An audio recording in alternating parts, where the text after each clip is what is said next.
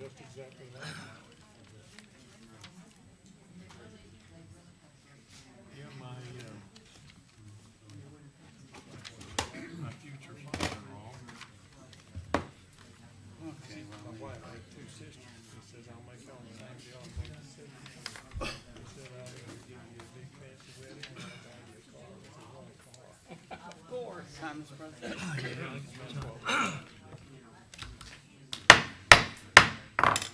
Good evening, and welcome to the December 10th City Council meeting.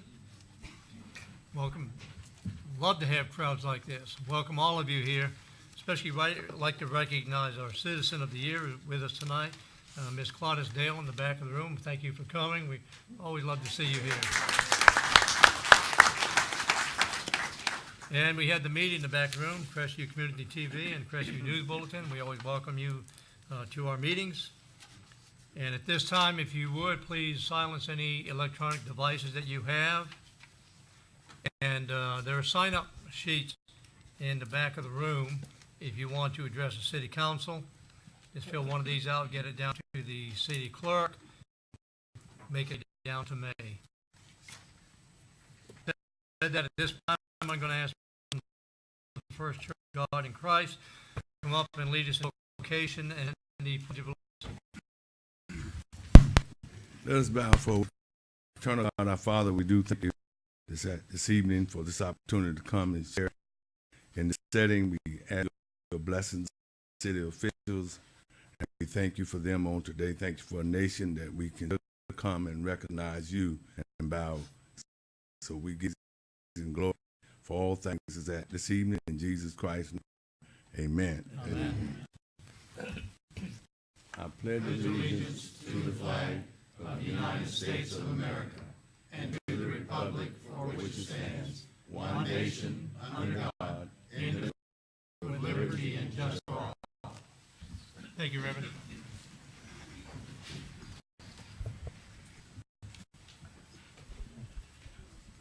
This time I would ask everybody please sign in.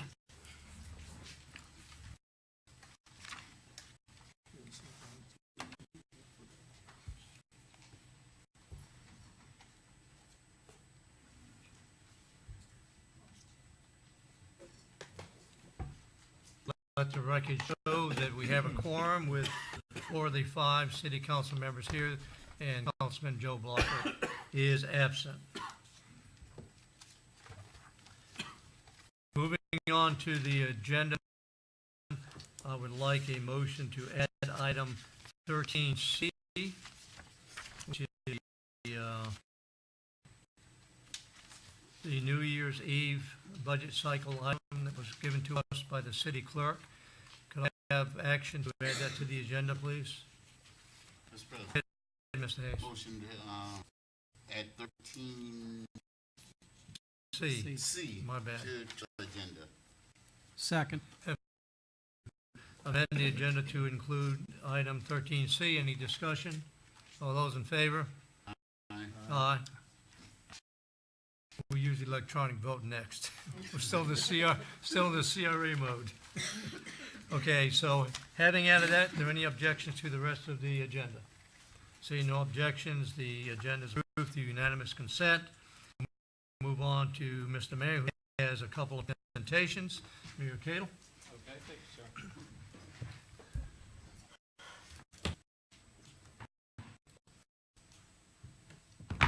We have some recognition this evening. Some have been with us for a good amount of time, and we'd like to recognize them within increments of 5 years at a time. So let's start. Hey, you get to see quite a bit when you come to City Council. Peacock. Come on. Come on in. And Miss Betsy, you sit down. You stand right there. She want our pastor's going to be with her too.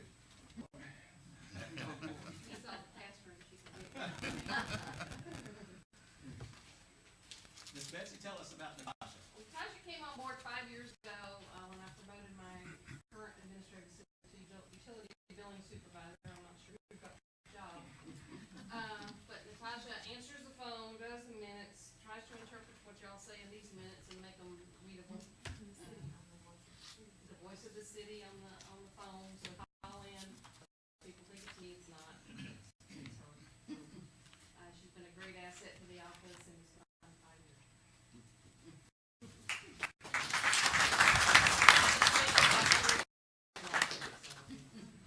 The City of Crestview 5 years award is presented to Natasha Peacock of Crestview City Clerk's Office, November 19, 2013, November 19, 2018. The honorable and dedicated services daily rendered by this highly valued employee, and for the quality of time and effort utilized in completing each and every task exceedingly above minimal standards with excellence, and for all the duties you have accomplished within these 5 years, you are highly commended. Service rendered to the citizens of the city of Crestview. Congratulations.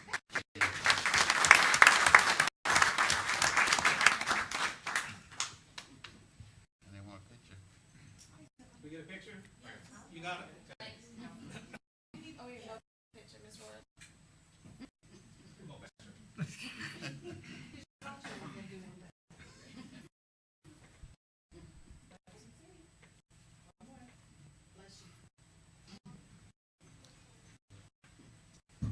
Mr. Steele, is Michael Whidden with us tonight? Okay, I'll get that to you. Give that to him for his tenure. And Chief Grant, you to join me up here. We have another 10-year service award. Michael Brian McCallum. You would come up. I thought I recognized that youngster. Tell us, Mr. McCallum. His name Bannister? I guess he was. But I've got a story.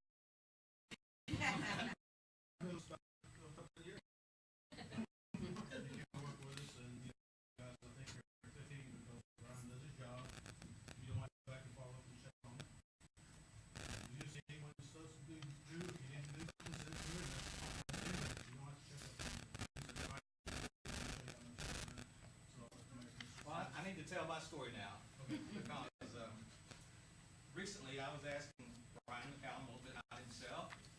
He went to Crestview High School, and I asked him if he graduated, and he told me, I said, oh yeah, I was there during that time. He says, I know. I was in your homeroom for 4 straight years. Didn't look familiar.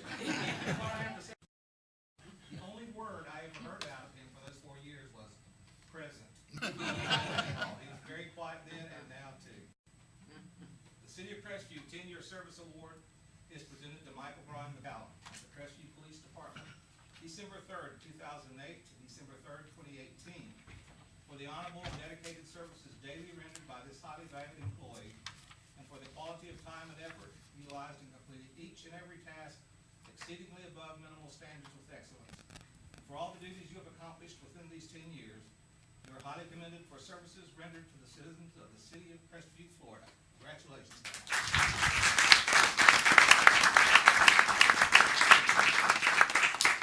Just stay up here, right there. I do want to add one thing. If any of you have heart conditions or anything like that, Brian is on lease because he probably has a box full of life-saving awards. Yes, 5-0 or something like that. Something like that. So, I have that in too, so I will. There's something else there behind you. There is. Back in October in the budget, we requested a new commander position in the police department to offset some of our divisions. And we have not filled that position, waiting to see what we were going to do with the chief's position. And now we feel we're on the right track. And Brian is who I chose, and I left my glasses over there. But as of today, Brian will be promoted to the rank of commander. He loses all his overtime.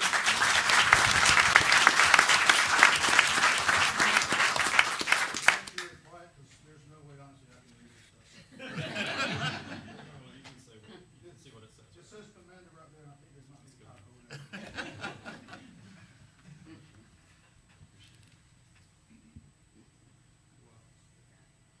It should step up here. Actually, it's gonna be my Yes, youngest. sir. You're on? Okay.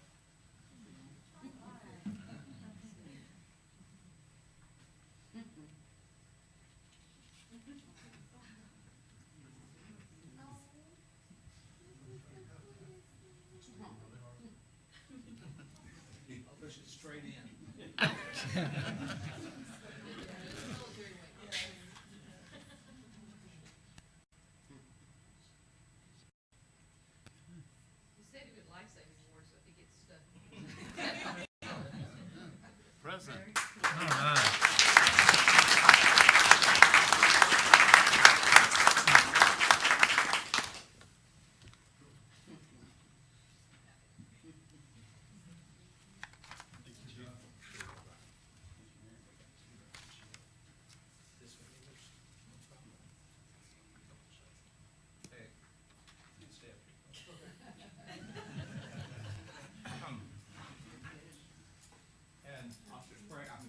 Assistant Chief Sprague, would you stay up here with us too? I'll come on this side, I want to address the council here. For the past 7 months and months in before that, we've gone through some turbulent times. I changed my mind a lot of times during those 7 months, but I paid close attention to the police department and how it was working. I want to be sure that we were staying on track. I have to tell you that I was pleasantly surprised at the smoothness of the operation. The things that we were doing stayed on track and got better. Jamie Grant jumped in from the first day, but I took him off guard and placed him in that position. Talked about things that had gone wrong, some policies that had been changed that would affect our accreditation immediately in the first 2 or 3 days. Was working on that verbiage, getting it changed back to where we're expected to at the state level. He knew some other problems that I discussed with him with our downtown. He immediately found a way, when I was told before there was no way to do it, he immediately found a way to add an employee down there, an officer, to take care of the problems that we had faced down in that area. So my confidence grew as time went on. So I was very pleased on Friday morning to ask Mr. Grant if he would accept the job of police chief of Crestview. And after toying with me a little while, he said yes. But I'm really appreciative of him coming on board. He's been there every day. I get more updates than I have had in 12 years. I have a smoother operation than I've observed in 12 years. That has made a big impact on me, and I don't hear it just for myself. I hear it from the clerk's office. I hear it from other department heads, and how pleased they are with the way business is being conducted. So I'm pleased to announce to him to you that I've appointed him as police chief. As he left the deputy chief position, that left that open. Was looking to put a strong team together. And I really hadn't known Officer Sprague just to see her and just to speak. Got the resume and started looking through everything she had done for the past 38 years. I did know that when we brought her in to clear up the record retention problem we had, she far exceeded the expectations that we had. Outstanding officer. The knowledge and the experience that she has will be valuable to our mission here in the city of Crestview. In the same meeting, I asked her if she would serve as the assistant police chief, and she agreed to do that.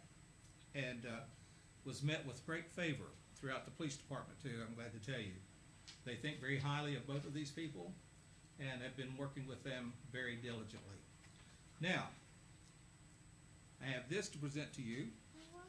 City of Crestview Police Department, effective this 10th day of December 2018, the mayor of the city of Crestview hereby promotes Lisa Sprague to the rank of Assistant Chief of Police. You shall take and uphold the supervisory position as Assistant Chief of Police and fairly, diligently, and faithfully perform your duties to the fullest and best of your ability. From this day forward, you shall be called Assistant Chief and be entitled to the authorities of which this title shall include. Welcome aboard.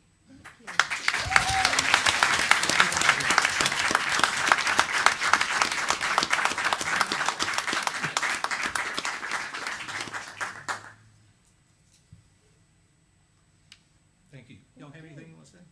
I would. I'd like to thank the mayor for making the decision he made to help the police department when he did. Having the faith in me at probably at a very rough time, if not the worst time in the police department's history that I've experienced. And I appreciate the council, the support. I've asked talk to each of you. You supported me. Miss Roy, wherever she's at, she's been a lifesaver, so I owe her a lot. She's kept me straight on a lot of stuff that I had questions on. But I want to thank everyone for their support, and we'll do the best job we can do, and nothing short of that. Thank you.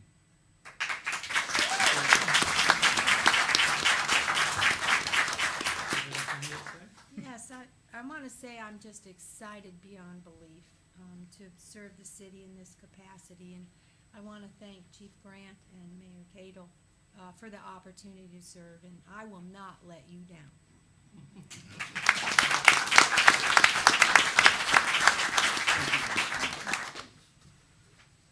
That's all I have, sir. Well, then you put the kids back. Fly away. We'll give you time to empty the room if you want to.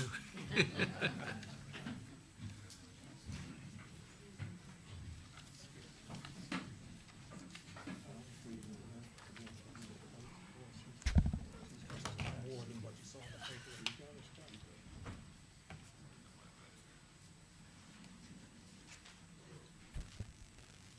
Okay, moving on to the approval of minutes. Are there any objections to these minutes?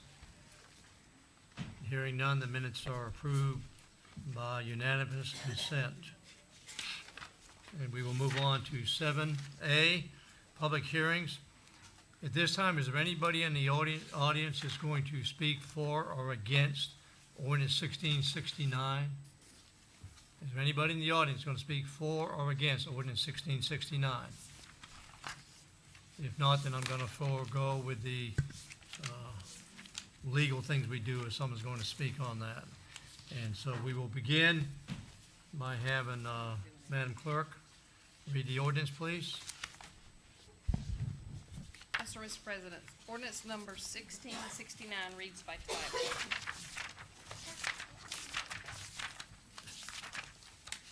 An ordinance of the City of Crestview, Florida, amending its adopted comprehensive plan, providing for authority, providing for findings of fact, providing for purpose, providing for changing the future land use designation from Okaloosa County mixed-use category to City of Crestview commercial future land use category on approximately 9.9 acres more or less in Section 32, Township 3 North, Range 23 West, providing for a future land use amendment and providing for an effective date. This is the second reading of ordinance number 1669.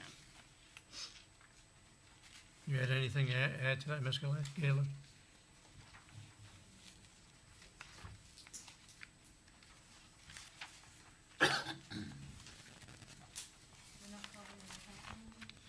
We have, no one's going to speak for or against it. We don't have to. That's with zoning. Go ahead, please. Okay.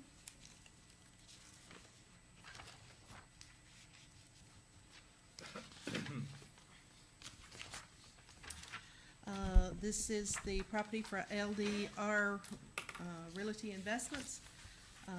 They were in the adoption by ordinance 1664, July 23rd, 2018. It is going to be a commercial piece of property there.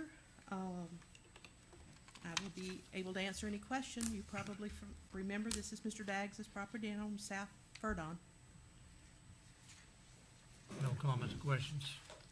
Action, please.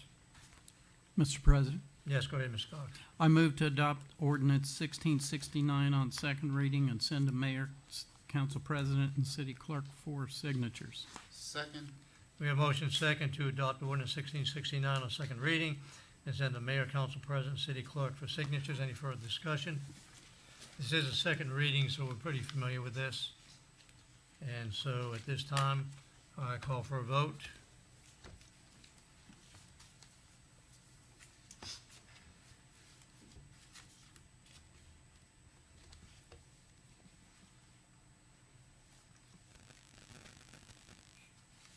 And the motion carries 4-0 with one absence.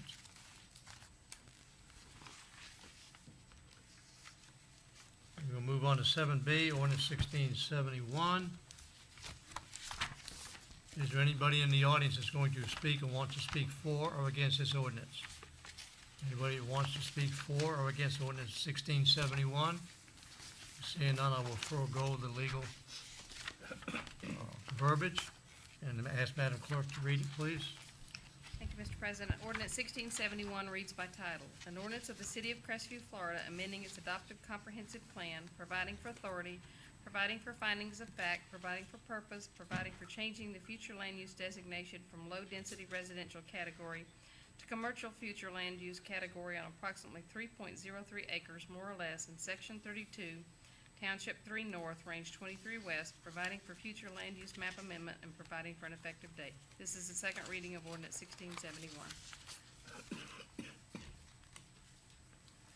Ms. Gaylor?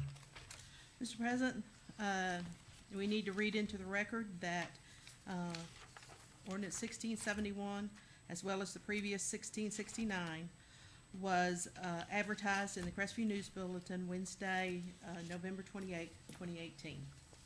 Okay. Okay, this is familiar to you also. We had the first reading just at the last meeting. This was a piece of property, 3.03 acres, located on Appleton Road. It is changing from low-density residential to an R2 zoning. It is changing to commercial and commercial C1. Gentlemen, any comments or questions? Action, please. Mr. President, Yes, go ahead, Mr. Hayes. I move to adopt ordinance 1671 on the second reading and send to the mayor, council president, and city clerk for signature. Second. Have a motion second to move to adopt ordinance 1671 on second reading and send to the mayor, council president, city clerk for signatures. Any further discussion? If not, please vote.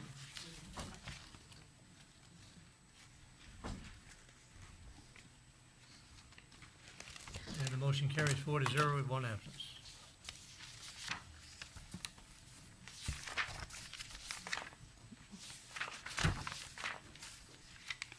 We will now move on to 7C, ordinance 1670. If you would, Madam Clerk. Thank you, Mr. President. Ordinance number 1670 reads by title. An ordinance of the City of Crestview, Florida, providing for the rezoning of 9.9 acres more or less of real property located in Section 32, Township 3 North, Range 23 West, from Okaloosa County Mixed-Use District zoning to the City of Crestview Commercial District zoning C1, providing for authority, providing for the updating of the Crestview zoning map, providing for severability, and providing for an effective date. This is the second reading of ordinance number 1670. Go ahead, Ms. Gaylor. Okay. This is to implement the zoning that, on the previous 9.99 acres. The zoning, as you know, implements the comp plan. So it will be a commercial C1 district request. Anybody in the audience like to speak for or against this ordinance? Anybody in the audience like to speak for or against it? Hearing none. Any comments or questions?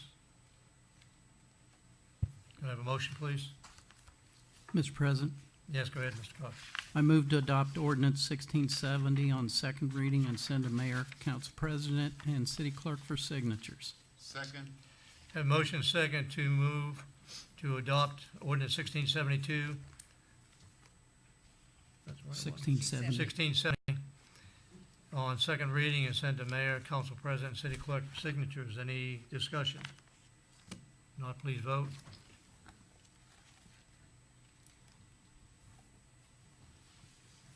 And the motion carries 4-0 with one absence.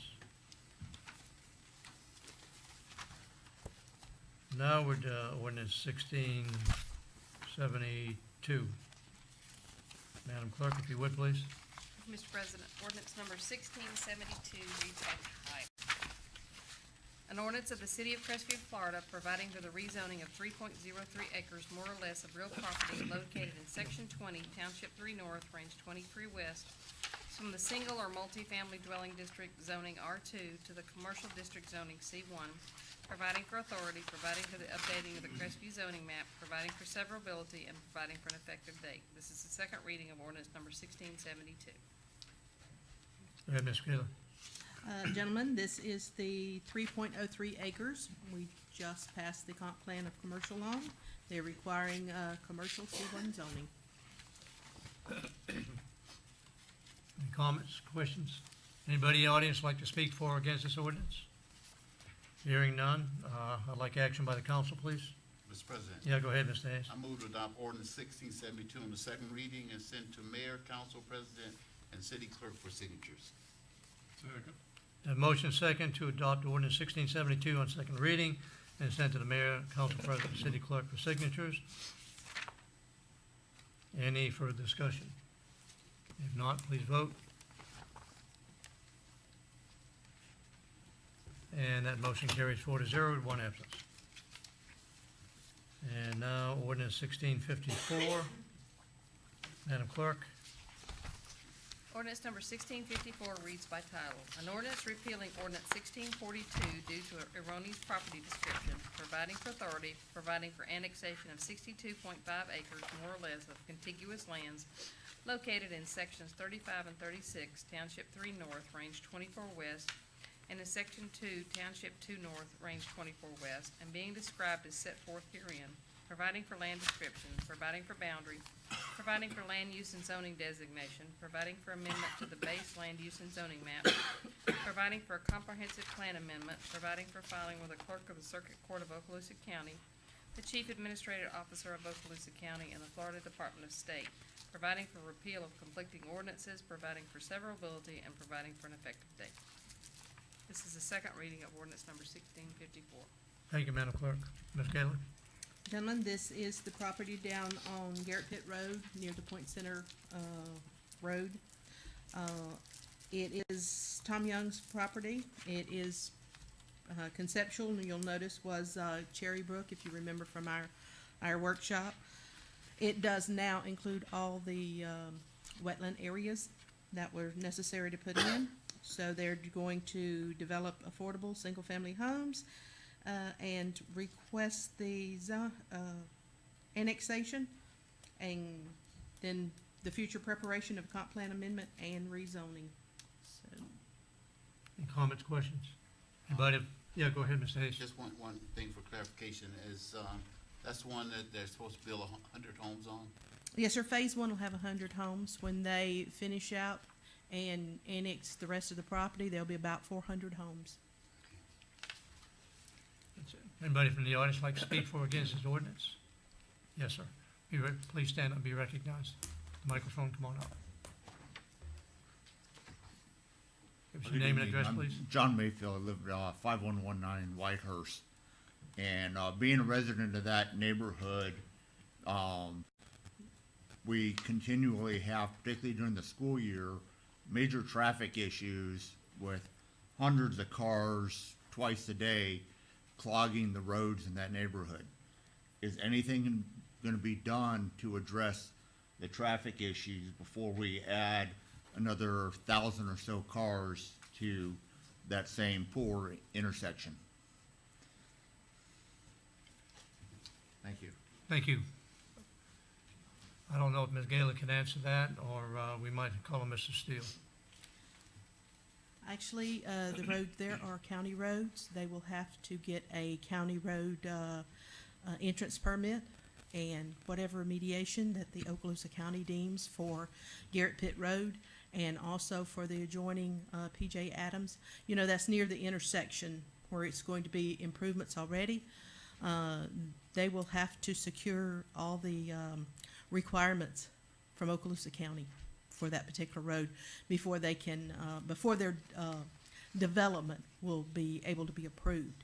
Right now, we're just doing the annexation. It has to go through comp plan amendments and the rezoning of it, and it'll have to go through the development approval cycle. And part of that development approval cycle will be interaction with Okaloosa County concerning the road, the traffic, any mitigation of that. So, You get that, Mr. Mayfield? That'll be coordinated through the county. Thank you for your input, though. I'll take that. I'll be glad to solve. Where are we now? We had the, no more comments? Could I have action, please? Ms. President, Go ahead, Ms. Cox. Mr. President, I move to adopt ordinance 1654 on second reading and send to Mayor, Council President, and City Clerk for signatures.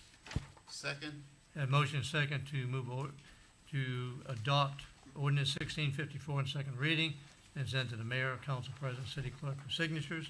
Any further discussion? Please vote. And that motion carries 4-0 with one absence. And your noted concern. this time, we would take any other opportunity from the public would like to address the city council. Anybody else in the audience like to address the city council? The first opportunity, there'll be another opportunity at the end of the meeting. Seeing none, we move on to the consent agenda. And if I could have action from the council on that, please. Mr. President, Yes, go ahead, Mr. I move to approve the consent agenda items A, B, C, D, E, F, and G. Second. I have a motion second to approve consent agenda items A, B, C, D, E, F, and G. Any discussion? Please vote.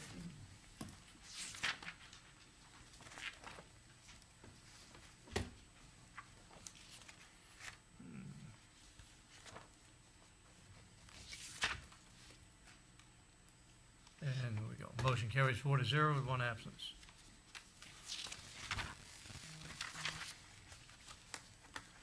Resolutions. All right, that's going to be in 10A.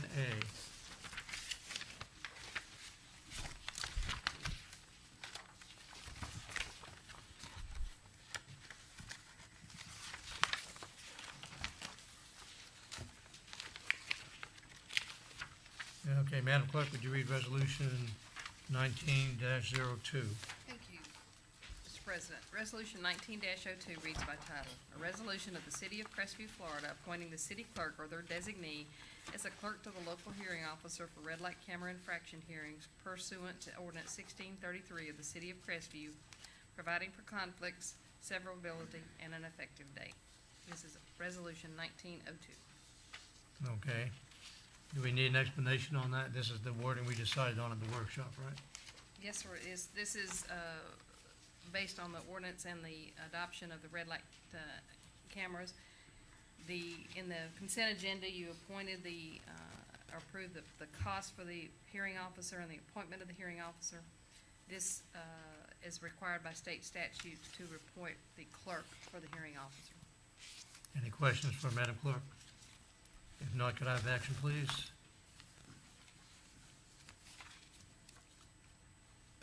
Mr. President, Yes, Mr. Cox. I move to adopt Resolution 19-02. Second, Motion second to adopt Resolution 19-02.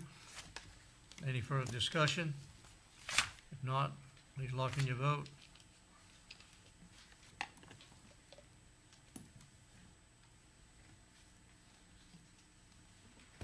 And that motion carries 4-0 with one absence. So you don't think we're just going through these quickly as possible? These are all issues we've had before us at previous meetings, and we're just voting on them now. So a lot of times we don't have a lot of questions, but we're not just going through these without any concern.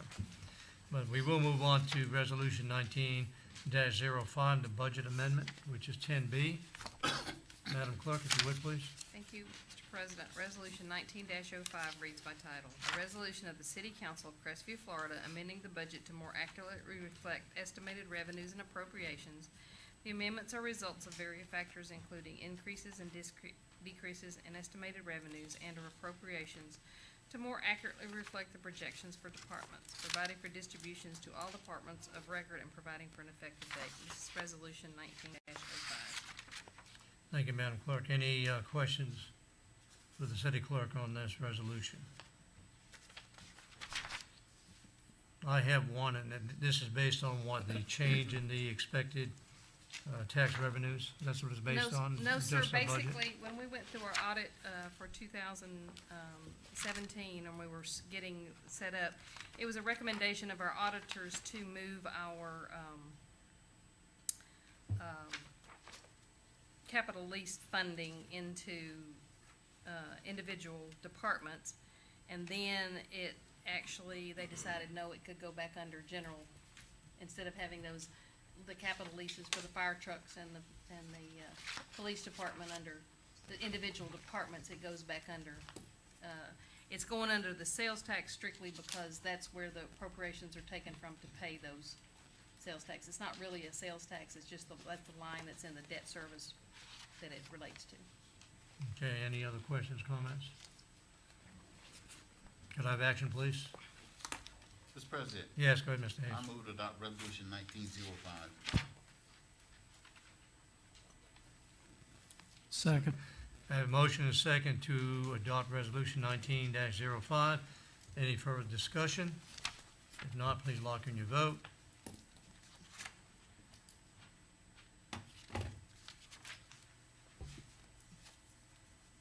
And that motion carries 4-0 with one absence.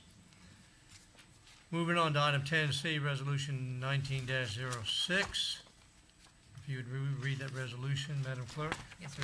Resolution 19-06 reads by title, a resolution by the City Council of Crestview, Florida, accepting a petition for out-of-city water and sewer service, establishing water and sewer service for the Phanesius Kidney Care Center, aka parcel ID 28-3N-23-0000-0002-0001A, Okaloosa County, Florida, allowing for written objections by citizens and, if necessary, a public hearing within 30 days from enactment of this resolution, providing for a municipal service agreement between the petitioner and the city, and providing for an effective date. This is resolution 19-06.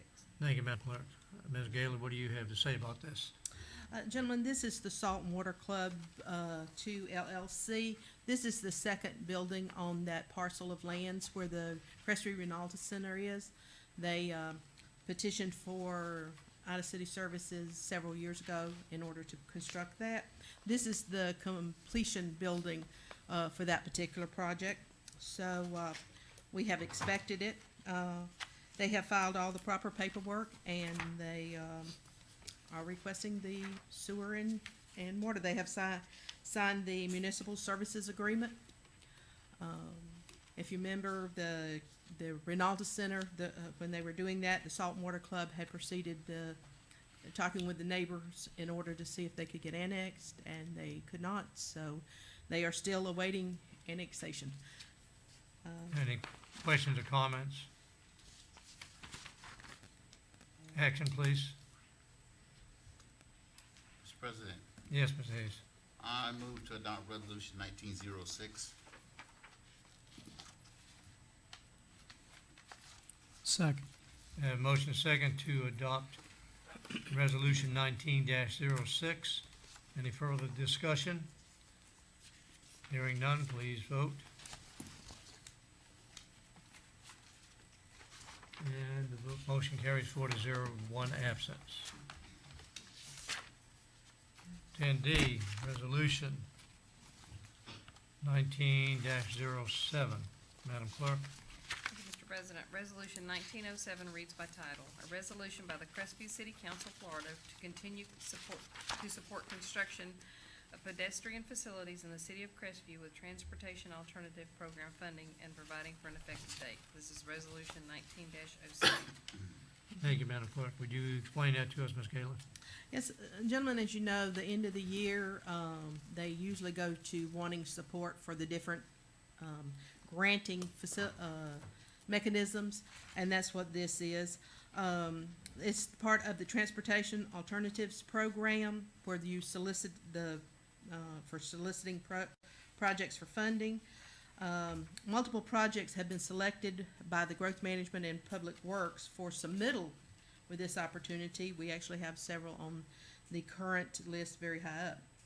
The sidewalk facilities are planned to be built with grant funding. They have no effect on the city budget.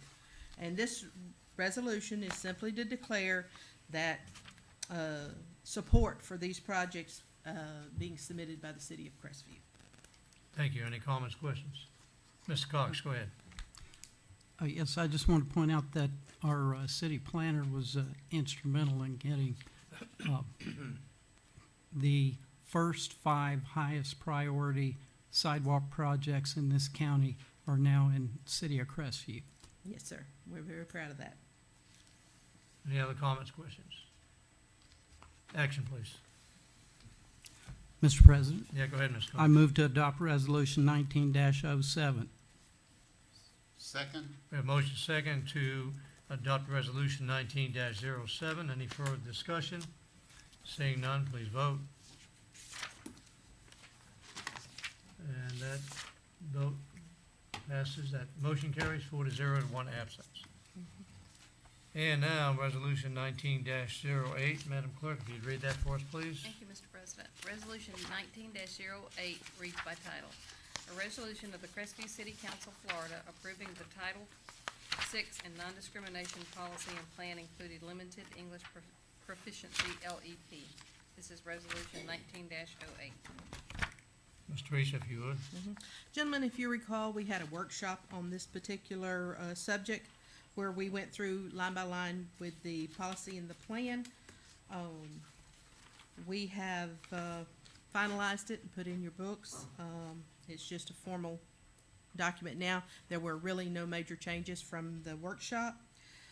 And what this does is it is a policy of the City of Crestview, and it's under the Title VI of the Civil Rights of 1964, Section 504 of the Rehabilitation Act 1973, Age Discrimination Act 1974, Section 324 of the Federal Aid Highway Act of 1973, the Civil Rights Restoration Act of 1987, the Florida Civil Rights of 1992, and the other related statutes and regulations that have followed.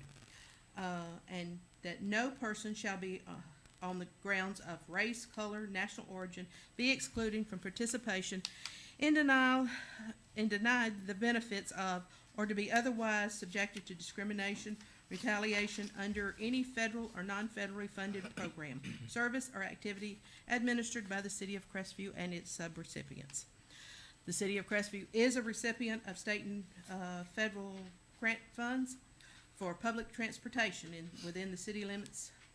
And these state and federal grants impose certain obligations. In order for the City of Crestview to continue receiving and utilizing state and funding federal grant funds, it is necessary to formally adopt the Title VI and non-discrimination policy and plan, which includes limited English proficiency, or the LEP. I would like to also offer that we have we were worried about the Spanish translation. We have secured one of the employees that will be fundamental in the Spanish translation of any of the items concerning the transportation that needs to be done.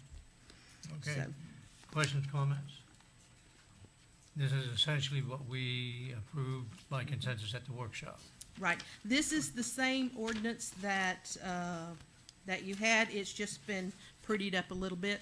And it was provided to us and working with the West Florida Regional Planning Council and the Florida Department of Transportation. Okay, thank you. Action, please. Mr. President. Yes, go ahead, Ms. Hayes. I move to adopt Resolution 19-08. Second. I have motion second to adopt Resolution 19-08. Any discussion? Please lock in your votes.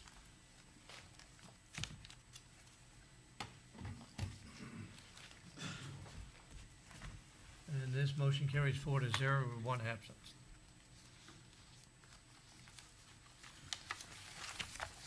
We are now moving on to item 11, committee reports, presentation of city manager candidate recommendation of Mr. Buzz Eddy. Mr. Eddy, if you would approach the podium, give us your name and address.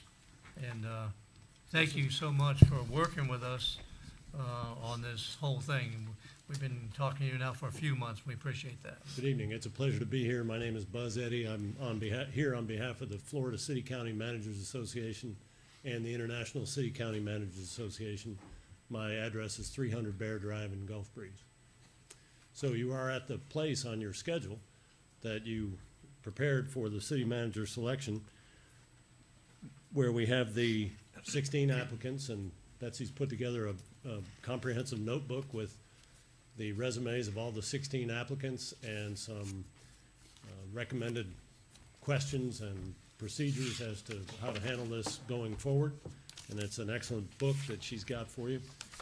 We were able, because of the fact that we've just had 16 applicants and because of the time frame over the holidays, to recommend to you a change in the schedule that Betsy's handed out to you, and it's noted with a red change that if by January 3rd you can provide to Betsy your list of the top 5 candidates that you have, then we will put together a list of people to be subjected to a background check and to an interview.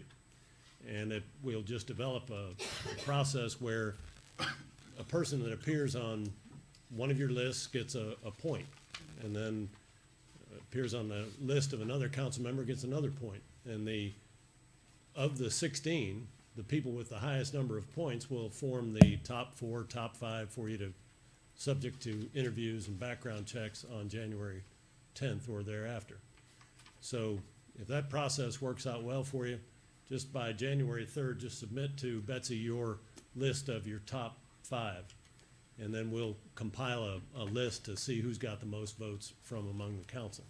Now, looking at the schedule and reviewing the applications just with a general ruler without any sort of background checks done or any sort of verification of educational proficiencies or educational accomplishments or job background that they've listed in their resumes, but just looking at the resumes that were submitted, I can give you our list on behalf of the FCCMA that we would recommend if that's a benefit to you. That's the way we had set up on the schedule to provide that to you tonight, and I can give that to you, or I can give it to you on January 10th, whatever's your preference. I believe we would like your recommendation this evening. So I think of the 16, I think you've got several that rise to the top, and these are working down the list. They're not in any particular order at this point, but at the top, I would recommend that you move forward to interviews Tim Bolduc, Glenn Irby, Ben Newhouse. Would you slow down just a little bit? The second one was Glenn Irby. Yes, sir. Yeah, the third one? Ben Newhouse. Okay. And William Vance. And then if you were looking for a fifth, there's sort of I think I'd move Vince Akimi to the top. Excuse me, last name? Vince Akimi, Akhimie, at the very end. And you said those are no particular hierarchy, No those are order at five this that kind of stood out to your organization. Yes, sir. What the FCCMA normally does is to look at people who have served in positions of administrative authority similar to a city manager in the past or served as city manager, people with a master's degree, people with several years of service in a particular position. It can be problematic, not always, but it can be problematic if someone's had a high degree of turnover, moving from one place to another rapidly. And one of the candidates has that, and I sort of downgraded that candidate because of that. One of the things that the FCCMA tries to promote among its members is to never move any place within 2 or 3 years. You know, you want to stay at least 2 or 3 years, unless there's some sort of extenuating circumstances. So one of the candidates I downgraded because of that. And does everybody understand? Well, first, let me ask you if you all have comments or questions for Mr. Eddy before I say anything. Comments or questions? Mr. President, if I may say something? Yes, Madam Clerk? The list that you have tonight that you're working from, I'll be sending you out tomorrow, one that actually you can rank it on. It will have all the candidates on it, not just these 5, but it'll have a ranking, and that's all you'll need to send me. That is that. I don't need any other information, just these are the 5 that I pick, or these are the 6 that I pick, and then I'll do get those to Mr. Eddy. You'll put them and in the we'll work on it. spreadsheet, and you're gonna have their recommendation also, right, in one? Yes. So just to add a little note that we've discussed, those are, any notes that you make or any documents that you submit to Betsy are public record. Sure. So she'll make me copies of that, she'll send me your list, and we'll get together and put together a spreadsheet for you. And it can be before January 3rd. Mr. Mayor, you had something Mr. for us? President, I wanted to mention to you, I know I've talked to several of you, and one of the things that you mentioned to me is that your concerns about having someone with experience in Tallahassee to work with the legislature and that sort of thing. And sometimes you have to be, look outside the box a little bit. You know, there might be people around that you'd be interested in that maybe have not applied, but have that skill set that you might want to. And that thing that came to me, this is just a throw out, is like Commissioner Fountain is one of those people who spent most of his life in Tallahassee working the halls. Sometimes you have to go out and ask people, you know, if that would fit those of you who are having some problems with having someone of that stature to go out and work the halls of Tallahassee keep that in mind and talk to people that might have that skill set. And you may find there's people that would be interested in the job that maybe have not applied to it, may have not thought too much about it. That's just a thought there. I wanted to get that across there. Well, but you mentioned a name. Should someone approach the individual, you or me, or we can't do it as a group, but I mean, should somebody ask him? He may not be interested. I think it would come from council members here if you wanted to approach someone like that or anyone else. I don't have a vote in this. I'm not sure that I should be the one to do any kind of contacts. That's up to you, though. All right, comments, Mr. Hayes? Yeah, Mr. President, I understand, I appreciate what the mayor's saying, but, I don't know if that's appropriate by the way we set up for our applications for that time frame. Legal would have to tell me if we were outside the parameters of what we already had set up in the deadlines we had set. I don't know if that's possible or not. I don't think you should do that. You asked for applicants and you gave them certain length of time, and if they didn't submit, I don't know why it should be considered. Mr. President, if I could. Yes, go ahead, Mr. Hayes. The city of Milton followed a similar process, went through the applications, I think as the city attorney pointed out, evaluated the applicants, and then at the end of the process, they felt like the person who had not applied was superior to any of those that went through the application process, and then it would have to be subject to the city attorney saying it was okay, but as you evaluate the 16, interview the 4 or 5, depending on what kind of consensus you have after January 3rd. And then after reviewing all those applications, if you decided to go a different route, that may satisfy the city attorney's concerns.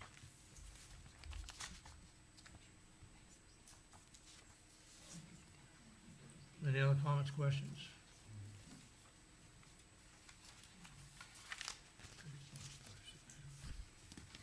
Do you think that would be appropriate then, Mr. Hawley?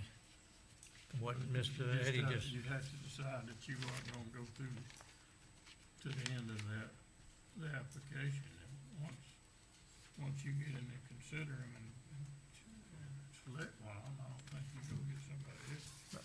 But you could stop the process and decide to go another way. You'd have to stop the process, because if you go all the way through the process, I think you'd be bound by it. Mr. Whitten, may I ask a question? of yeah, Ms. Madam Grady? Clerk, I can't hear you very well. If at the end, if we go through the process as we've already established it by, council approval, and the top 5 and the council cannot agree on anything, then we could go back and start the process over again, rather than trying to bring somebody in that didn't go through the current process. At the end of that process, if there's no consensus on a candidate, then we could go back and restart the process again, I guess. Well, we can redefine the process Yeah. too. Could be a different process. Yeah, whatever process we decided to be. Yes, Mr. Cox, go ahead. Let's just state, I think we have the necessary pool of qualified candidates available here to refine this down to finalists. And we'll see as we go through the process. Well, thank you for that input. Any other inputs? Okay, as it stands right now, we're going to get names, prioritize it, not prioritize, but submit our top 4 or 5, whatever, to the city clerk by the 3rd of January. And actually, we're gonna go through that a little bit later in the agenda. And then, mix them up with yours and decide where to go from there. Again, I thank you for your time and effort. I think the next step would be telephone interviews.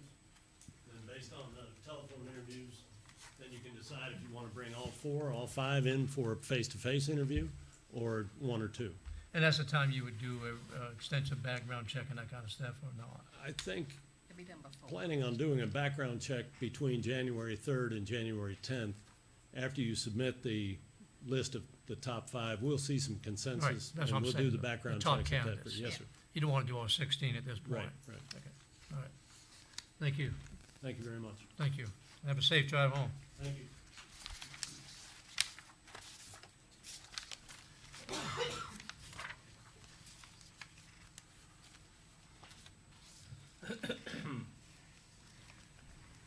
Okay, scheduled presentation from the public. Mr. John Colby on the Spanish Trail Cruises. If you would come up, John, give us your name and address and what you want us to know about the car club. Mr. President, just a second. Yes, go ahead, before Mr. we go on. Fairclough. Did we establish whether or not someone needs to make contact with Mr. Fountain, or are we just gonna wait?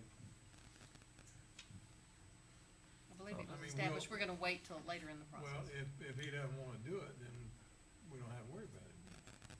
All right. I'll establish contact with him and find out if he's not interested, like you said, there's nothing to even talk about. I'm sorry, go ahead, Oh, Mr. Colby. that's fine, thanks. John Colby, 550 North Main Street, Crespi, Florida. Did everybody get a copy of Yes, this? I believe we did. Just have to dig it out with all the stuff we have. Yeah, I'll give you a second here. I am the president of the Spanish Trail Cruisers Car Club. Every year for the past 18 years, we've had a car show on Main Street. We normally have it the third Saturday of April, but as I found out, the third Saturday actually falls the day before Easter. So what we'd like to do is either move it to the second Saturday or the fourth Saturday. When I talked to Sandra Wilson of the Main Street Association, she said they're having the Strawberry Festival on the second Saturday. So I talked to our car club, and I also talked to Main Street Association, and we're thinking of actually combining them. The Strawberry Festival, if you look on the map, is on Woodruff Street. And normally for the car club, we usually start toward the north end, and we usually go either to the railroad tracks or just beyond the railroad tracks. But when we talked to Main Street, they said, hey, why don't you just end it at the Strawberry Festival? And I think the way they put it was, you know, then the women can go to the Strawberry Festival and the guys can go to the, and it would be a good family event that kind of got the husband and wife. I'm not sure we can divide them like that, but I'm it would be. not suggesting that. It would be a I'll good put them off family record. event. But it would be a good idea to, if we actually do combine the two, you would actually probably get a bigger crowd at both. So my recommendation from both the Car Club and Main Street Association is to move the Car Club, the car show, on the second Saturday, which is actually April 13th. And that's what I'm asking for tonight. It's the 13th, you said? Yes. Comments or questions from Mr. Colby? Yeah, go ahead, Mr. Fairclough. This year, with this coming car show, I would like to see the club make it well known where the beginning of it is and where the end of it is. Because last year, the city council Yes. got blamed for some stuff that wasn't the city council's problem. It was an argument about how far down the street it went. Correct. So I want it well known and well established where it stops. And that's exactly why I kind of drew out a hand thing here today. I've got in yellow, I've got it starting at Cedar Avenue, right there by Badcock's Home Furniture. And I'd like to end it right there at Woodruff Avenue, right where the Strawberry Festival starts. That way we have a starting point and an ending point. When I put on the top of there, I counted, and I went by hand and counted, there's 150 parking spaces on Main Street between Cedar and Woodruff. We normally have between 90 and 120 cars. 150 would be plenty of spaces for the cars. I also put on there that we had 23 of the spaces on the Courthouse Terrace, which our car club could actually park our cars. So what I'm getting at is between Cedar and Woodruff, we would have plenty of room for the cars. Thank If that, okay. Any comments, any more? I was suggesting you work with Sandra then. Right. I think that's a great idea. I think a combined event will enhance both events. That's my opinion. And of course, I will ask for the same thing that we normally ask with Mr. Steele. You know, the porta potties, the barricades, and that kind of stuff. Police, security. Mr. Steele, we do that every year anyway, right? I'm budgeting for it, yes, sir.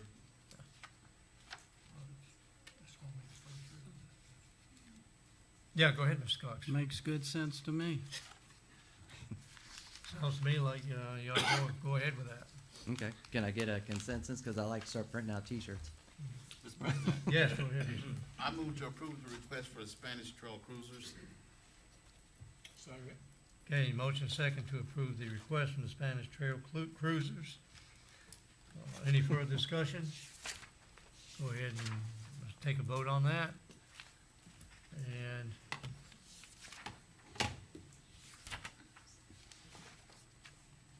John, you're a winner. All right, I 4 to appreciate it. 0 with one absent. Thank you. Thank you so much, appreciate it. This time I would call up Reverend Charles Solis. If you'd come up and give us your name, address. Charles Salis, 154 Cabana Way, Crestview, Florida, 32536.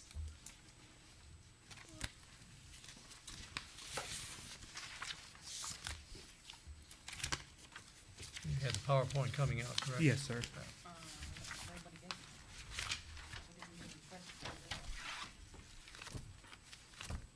It's in your, but we didn't have a request to put the PowerPoint. Hmm? We didn't have a request to put the PowerPoint. Oh, okay, well, can you talk, we had the PowerPoint Yes, sir. for us to look at. Would you go ahead and talk us through it then? Yes, sir. I'm the founder and president of Bright Futures Ministry. Where the mission at Bright Futures Ministry is to support and strengthen the community by providing emergency shelters for family, men, women, and children, reducing criminal recidivism, and alleviating chronic homelessness by providing short-term shelter that seeks to obtain long-term housing, establish mentoring relationships, and secure stable employment to its clients. Currently, the board of directors consists of myself.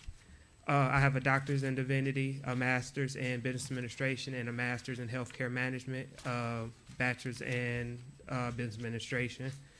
The secretary is my wife, Candace Salis. She has a bachelor's in forensic psychology, and she's working on her master's in forensic psychology. And the third member at large is my father, Charles Salis Sr. He's a master level social worker, which he'll work in. He comes back and forth, so he'll work in more with the mental side of it for us. About Bright Futures Ministries, we were founded October 10th, 2016 by myself and my wife. Bright Futures Ministry is a nonprofit organization that will fight to help lower homelessness in Okaloosa County and surrounding areas. Current services we provide mobile lunch bags to individuals that need it, crochets, mats from the crochet ladies, hygiene items, blankets, hats, gloves, scarves, and socks as needed are what we can currently provide. And emergency shelter, as in they need a night or two in a hotel. We provide a night or two right now. The service we would like to offer would be emergency housing provided from natural disasters, domestic violence, and other hardships from men, women, children, and families. Traditional living program, life skills,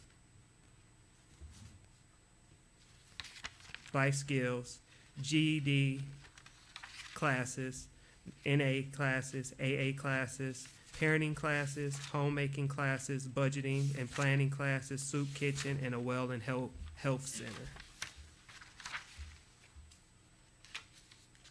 We currently have partnerships with the American Red Cross, the Crochet Mat Women, or Crochet Mats for the Homeless, Tri-County of Crestview, Florida, Shelter House, North Okaloosa Family Medical, the Belief Foundation, and Costa Family McDonald's. Currently, in Okaloosa as a whole, it hasn't been broke down our point in time survey for this year for Crestview by itself, but currently in Okaloosa as a whole, we have subpopulations of severely mentally ill, 4 that's sheltered, 20 that's unsheltered. We have chronic substance abuse, 6 sheltered, 15 unsheltered. Persons with HIV and or AIDS, 1 sheltered, 3 unsheltered. Victims of domestic violence, 30 sheltered, 33 unsheltered. And persons under 18, 6 sheltered and 30 unsheltered. So it brings our total for the county for sheltered persons to 176, and our unsheltered individuals to 271. It brings the total households to 64 sheltered and 212 unsheltered. The map you have right there is parcel number 18-3N-23-0890-0008-000. It's a property currently partially developed and owned by the city of Crestview. What Bright Futures Ministries would like to do is an ordinance where a property can be leased for whatever amount the city council and mayor and the city manager goes for. So we're looking to partnership with the city and let us lease the property. It's at the very end of Lloyd Street. The road's developed, but it's dirt road, so you miss it if you go down all the way to the end of South Lloyd. Most people turn left. You can actually go down in there, and it's approximately 4 acres for the partial, and we're looking to try to use about 1 acre of it to build a 60 by 100 by 16 foot tall homeless shelter that would accommodate women, children, and men. Currently in North Okaloosa, we have nowhere that women, children, and men can stay together in a shelter. So right now, their options is the man can go somewhere else, the women can go here. Or if it's a male with a child, DCF can take the child and the man can have somewhere to stay, or that's it if they're in North Okaloosa. So right now that we have no provisions for families. And I mean, to me, I know that would be hard enough being homeless and then having to split up between my wife and my children. So we look to keep families together. Any questions? Yes, sir. Who's first? Go ahead, Mr. Hayes. Okay, first of all, I'd like to thank you for the venture that you're looking at. Yes, sir. One question, and I know where the property is. I've never been up in there because I don't know if I can get up in there. Yes, sir. And I know, when I looked at it first, I said, well, that's city property there. And then you explained what you're trying to do with that. Well, my question would be, first of all, does the city have any plans for that property? Still, you know about where we're talking at? I know exactly where it's at. Yeah, and it looks like, it's vacant jungle to me. That's what it looks like. That's what it's just trees in there. It's a platted wooded area that originally was part of that other, housing development that's on MLK and Lloyd Street. The way the city ended up with that, and I'm speculating because I have no proof, but years and years ago, whenever we went into an agreement with that original builder and with a grant, similar to what we do today, and when they didn't repay the grant, we received that additional property. It was given to us at that time. And so that, it was once originally was all owned by that same person. But whenever they could not, when the city went to an agreement with that low rental housing development that was put there, we ended up with all that extra 5 acres. It was 10 originally. So, like you said, it's 4 or 5. Well, with a head start there takes up 1 acre, so that's the other portion. And that's the history of it. It goes back in the 70s. But the thing about it is, it's developed. It has water and sewer. It's already platted. There's a 12-inch water main runs along the property line and an 8-inch sewer, and it's all accessible. It's not being used by the city. Hadn't been, and I don't know of any other intent to use that the city has for intent to use it. It's been there vacant for many years. It needs, in my opinion, it could be used for this purpose if the council approves. So, and I appreciate the input from Mr. Steele. From what I've heard so far, and I haven't talked with the gentleman, I think I met him a few months ago. Yes, sir. With that, but for what he's planning, for what he's proposing, would be most beneficial, in my opinion, to the citizens in Crestview. So with some more planning and with some coordination, I would like to see this myself personally go forward. That's all I have, Mr. President. Thank you. Anybody else? Ms. Faircloth, you're next. I wanted to commend you first on trying to get something like this started. Thanks, sir. But I'm wondering, where does your revenue come from? Is it just donations from people? Right now, we throw. Are these, I'm sorry. are these individuals able to go out and work and then share with their income for their upkeep, or how does all that work? It's a two-part answer for you. The first part, we want to do and it's bad to say, like, most shelters are almost flop house. They come in, they leave, they come in. We want to do a program where maybe 3 to 6 months where they come in and they start off with a little responsibility, working their way up to greater responsibility. And then the nonprofit is going to start a mobile car wash in several smaller businesses that they work for. So they're actually getting work experience. They're getting a little bit of history behind them, but they will have a certain amount to stay there once they start working. We also, we have fundraisers. We get donations from the community, some from the partnerships we talked about. And then we had planned for a grant with the coalition to try to, for that purpose. Would it be feasible to let them build a building? I don't think they're gonna build a building, but the cheapest way to start it, we looked at a steel building, a 60 foot by 100 foot steel building. It's Category 4 hurricane rated, so it wouldn't be a problem with that. It goes on a concrete slab, and one way we would do to cut money down, as I talked to Mr. Witten, is we would probably have a porous parking lot, as in gravel or something like that, so we wouldn't have to have a retention pond and as some of the add-ons for it. And the quote right now, and it will change as we move along, but the quote right now is about $30,000 to $35,000 for the building put up. That's not the interior, but that's the actual building on ground installed. Thank you. Yes, sir. Any other comments, questions? Yeah, go ahead. Just one, I'll do some research on it, but there's grant money for things like this. Yes.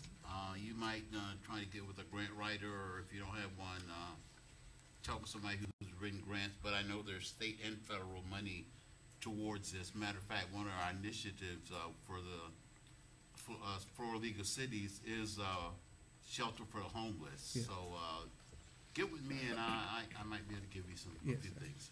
And then one thing that I didn't mention, it is close to the Head Start. So what we planned on doing, we were gonna do a 3-part barrier. We're gonna leave the natural foliage on both sides, and then we're gonna actually have a security fence. So it will be a barrier there. It's not, and as of now, we don't plan on housing sexual predators because that is so close to the Head Start. But it will be a gate that's only accessible by one entrance, fenced all the way around, and then use the foliage for that extra barrier on each side of that. Okay, now, Okay. one other question. Yeah, go ahead. For the city to become involved in that, I don't know the procedures, but I'm sure that Ms. Teresa could tell you the procedures, or Mr. Steele, about going that before it's presented to us, to whether Yes, let sir. you do that, and if it's going to be, like you said, you want to lease that, then we would have to look at some type of lease agreement if we approve that. So those Yes, are some sir. things being consideration. Yes, sir. Okay, I'd just like to wrap it up. You and I spent quite a time on this. I've been researching this, and I would recommend highly that you sit down and talk to Ann Sprague. She can help you, because she gets the grants through Sarah Evelton in Full Walton Beach, and there were some very specifically for buildings. Yes. So work on that.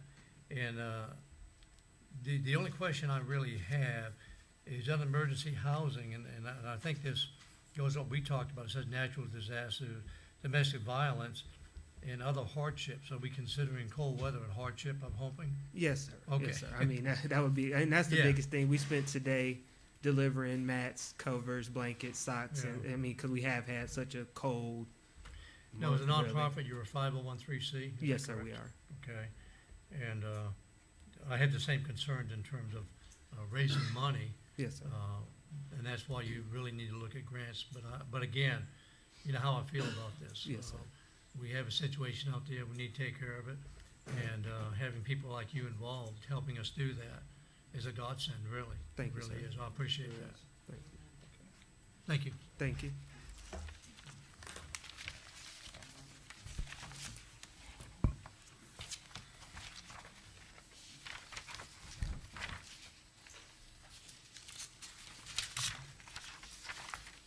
Okay. 13A, we've actually kind of skipped a little bit ahead when Mr. Eddie was here, but Madam Clerk, if you just go over it one more time to embed it in our minds, exactly what we're going to do and what the dates are. Basically, if you look at your original timeline that I had in the agenda, this is the one that was approved back in October when we started this process. The only date that really changed was January 7th back to January 3rd. That was the original date for your guys' picks to come to me, but that didn't give us a whole lot of time to do background checks before the January 10th meeting. January 3rd will give us almost over a week to do background checks to get the information in. I've been working with Chief Grant on finding a way to do background checks above and beyond where we normally do it for employment now. It's kind of a tight period. But we should be able to get a majority of the background checks, particularly if we're only working with 5 or 6. Like I said, if you get them to me earlier, we can start the background checks earlier. But January 3rd will give us a full week to do it, to bring that back to you on January the 10th. That's the only date that really changed. Except the January 10th to 16th, we won't be doing the background check. But what we'll do on January 10th, we'll have the background checks. We can decide what best dates work for you guys for a phone or Skype or Facebook Live interview. And during that period between the 10th and the 14th, then I can contact those candidates and see what date works better for them and set that in stone on January 14th. At what point, Madam Clerk, are we going to determine the format? Whether it's going to be telephone, video, interview? That will Obviously, be- we're not going to fly people in from California or anything. That but- will be on your January 10th meeting if you want Okay, to start with all that, right. yes. Yeah, I see that now. All right. Okay, any questions or comments to Madam Clerk on this schedule? All right, good. Now we'll move on to the difficult one, I think. Yes, ma'am. We take comments at the end of the meeting. I'll call you up then if you don't mind.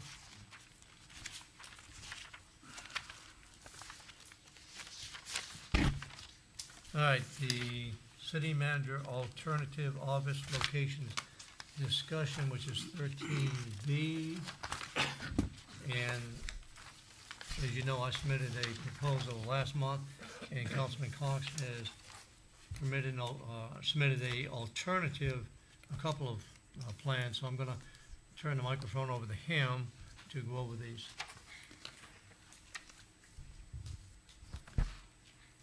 Okay, I submitted alternative office space opportunities for the city manager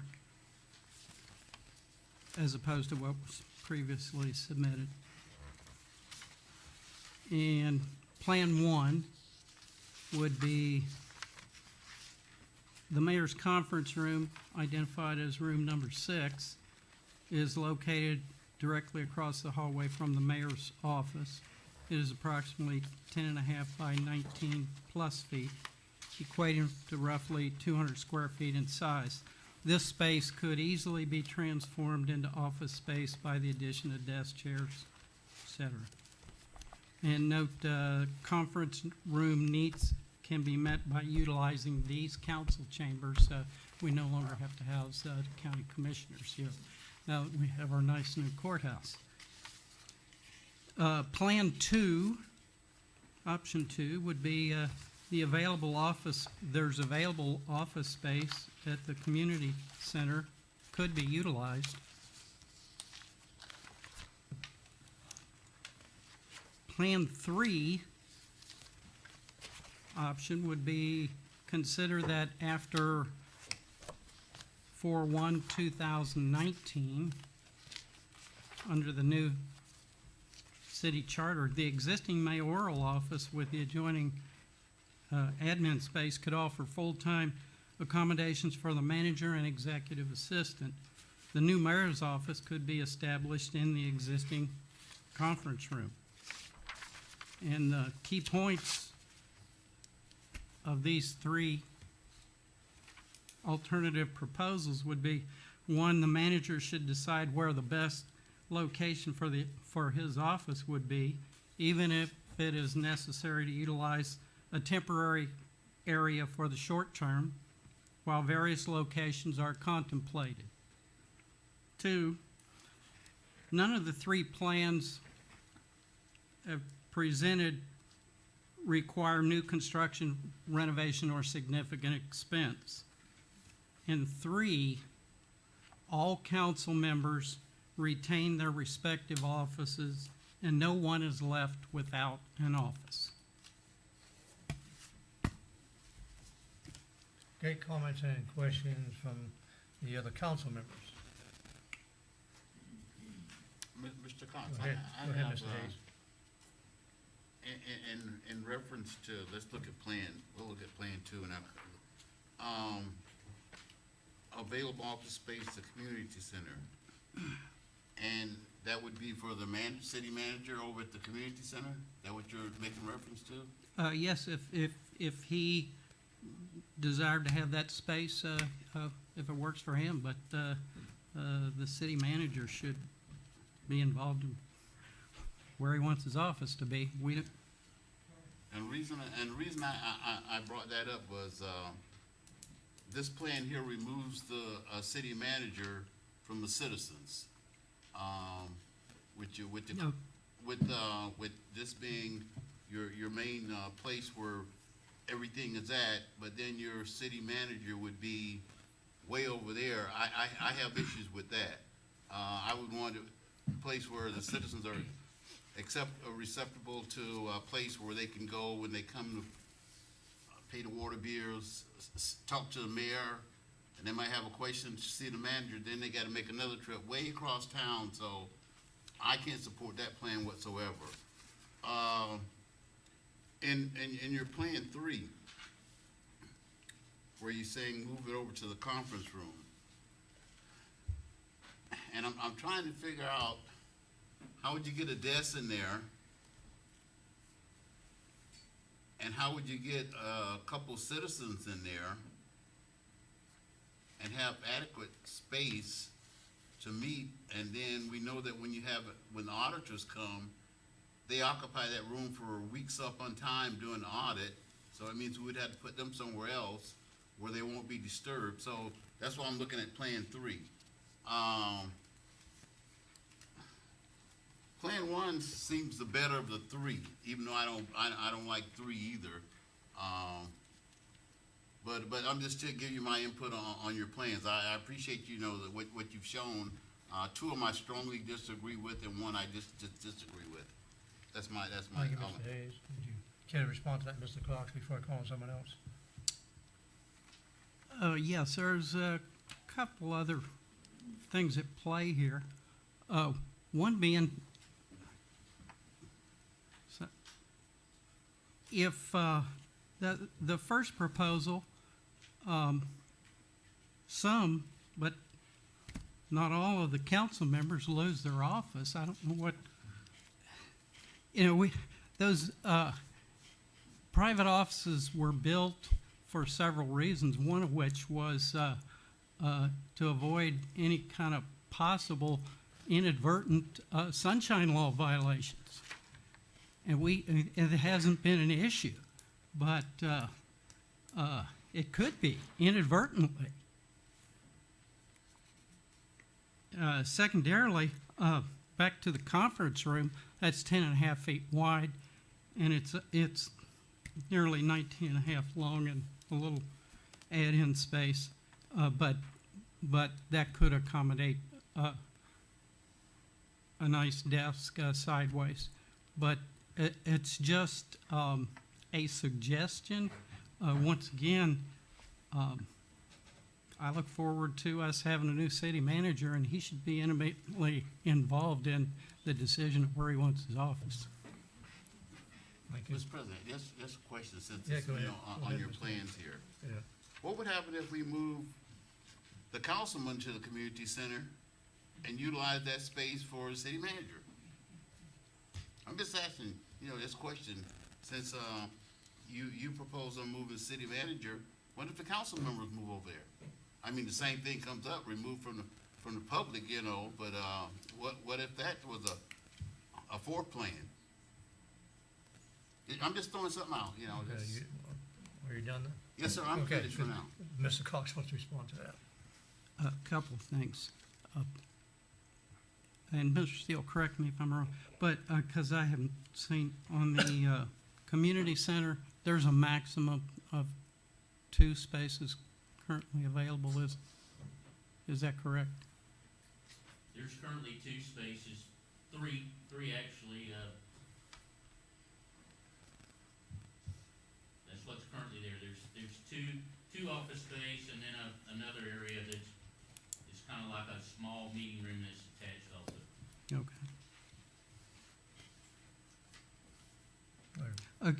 Again, I want to emphasize the point that under any of these 3 possible plans, options, everyone has an office. Nobody loses their office space.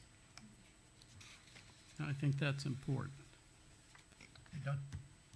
Ms. Faircloth, you have an input. Well, first of all, I don't wanna lose the conference room. Amen. It's utilized much too often. I'm wondering, with all these switcheroos, what the, cost of the renovation would be, and then if the councilmen are moved to the community center or even Warriors Hall, what would be the cost of renovation there? If you take those costs and add them together, why don't we just build him an office on the end of that wing?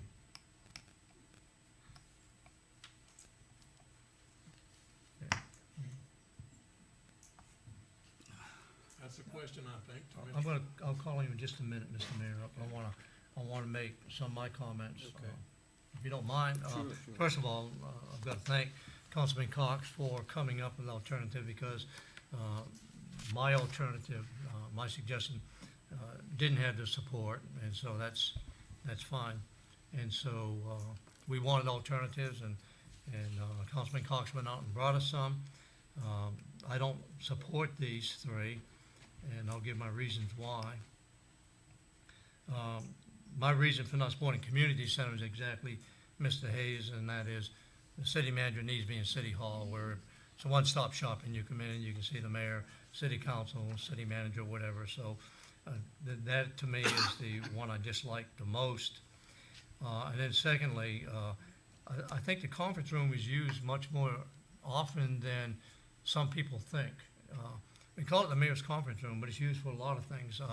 I myself, as your president and a previous president, can tell you that in between meetings, we get called in all the time. I was in a meeting there last week with developers and the mayor. I was in there a week before, the dog park committee. And auditors use it, like Mr. Hayes said, and a lot of people use it, but I can't defend it as well as the mayor can. So at this point, I'm going to ask the mayor, and then I'm going to come back after that. I want to give you the floor, and then I want to wrap things up with a suggestion that hopefully people will like. But go ahead, Mr. Mayor. Thank you, Mr. President. I want to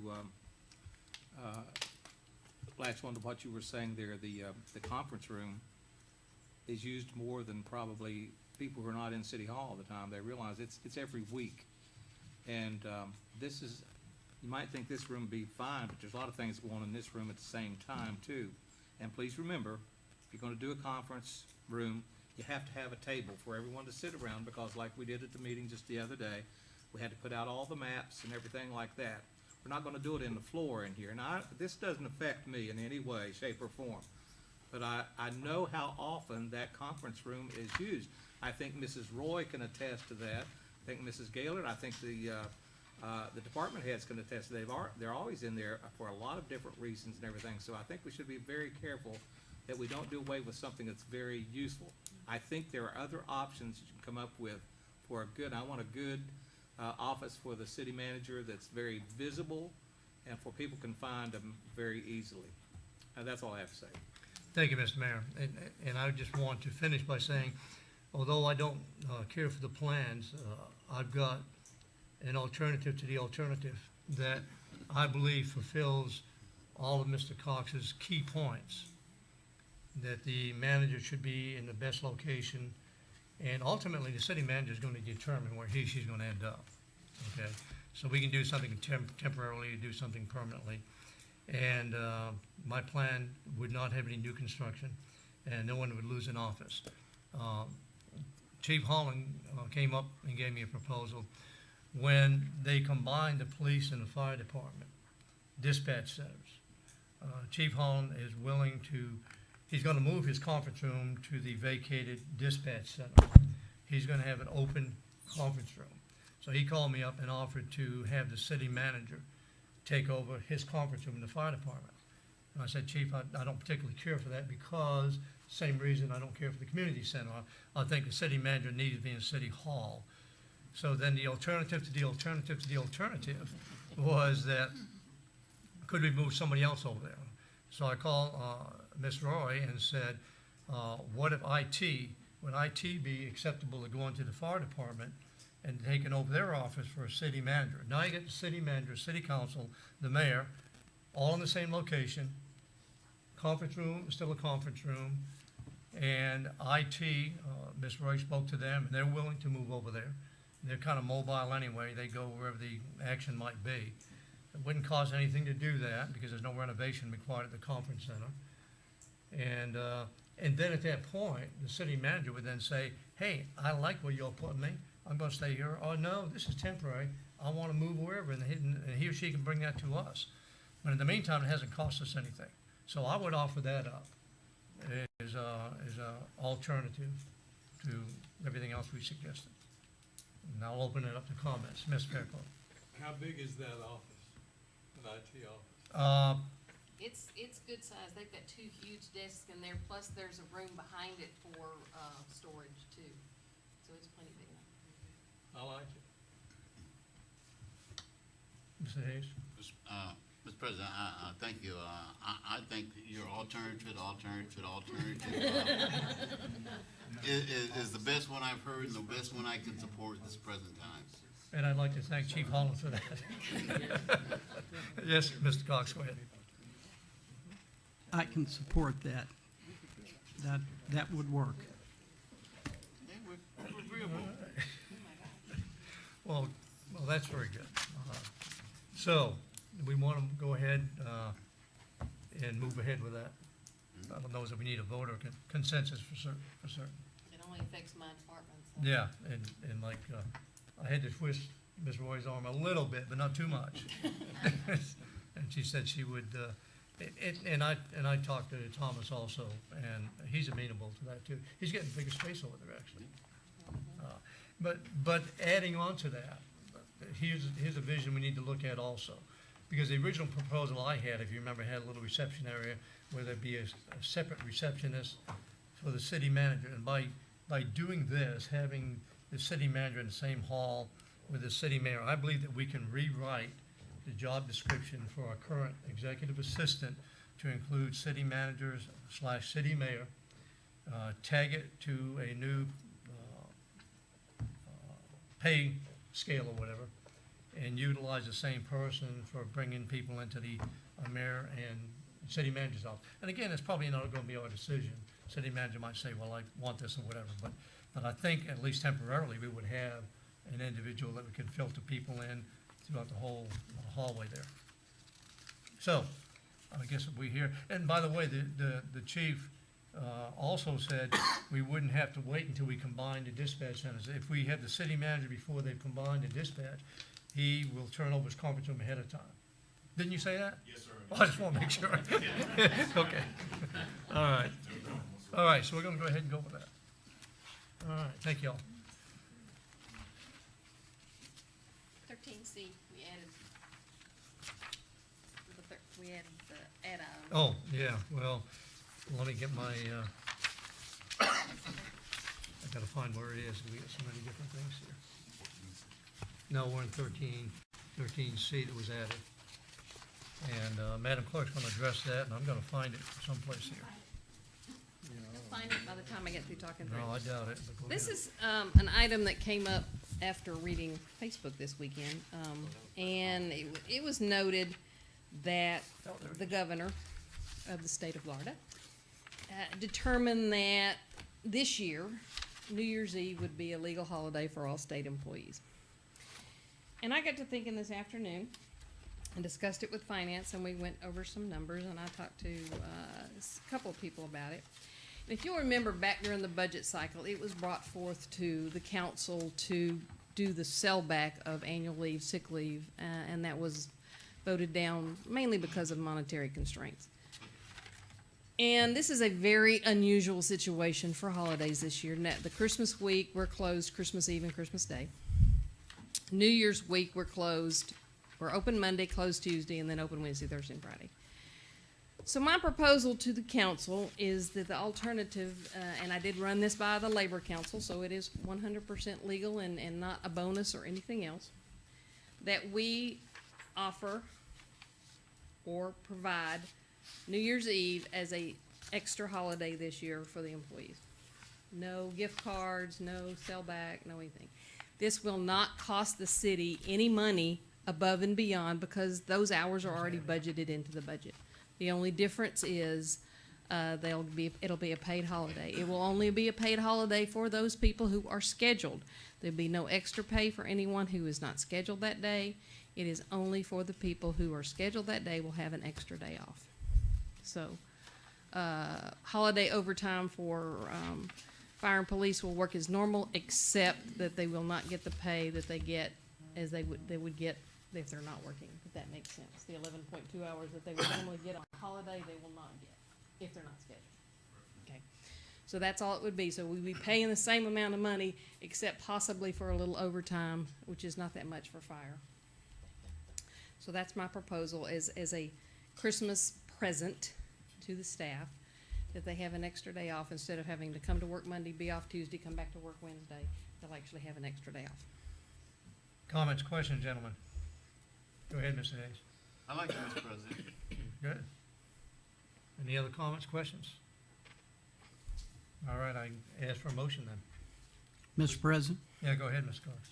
I move to approve the recommendation of the Personnel Office to allow New Year's Eve to be a holiday for fiscal 2019 only. Second? Okay, I have a motion and a second to approve the recommendation of the Personnel Office to allow New Year's Eve to be, Question for clarification. excuse me? Question for clarification. Yeah, go ahead. That's 2019, so it would be a year from now? No, it's our fiscal 2019. Oh, okay. Gotcha. Okay, to allow New Year's Eve to be a holiday for fiscal 2019 only. Any further discussion? Please vote on that.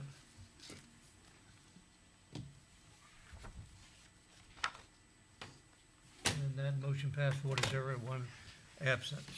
Thank you, thank you, thank you.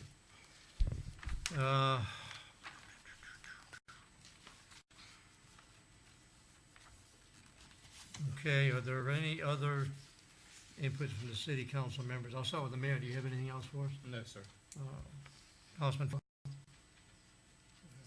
Hayes, you have anything for us? No, sir, I wish to get my Merry Christmas and Happy New Year's. Oh, that's pretty important. This time, and like I say, I've enjoyed up to this present December working with a fellow councilman. It's been a great joy working this year with and moving forward with the city. I think we're doing, in my opinion, I think we're doing a great job for our citizens, and we're trying to do the best we can. So I appreciate my fellow councilman. Thank you. Councilman Cox, you have anything? Okay. The only thing I have is I was contacted by the sponsor of student government in Crestview High School, and she's really interested in this year restarting the shadow program. And so I'll be getting with her and bringing back a proposal to the city council that we do that, where students can come to a city council meeting, maybe even have a mock city council meeting, chat with the mayor or whatever, that kind of stuff. So I'll be working with the student government advisor and then bring back a proposal to the council. I'm excited about that because I'd like to see our youth get involved in what we're doing in the city.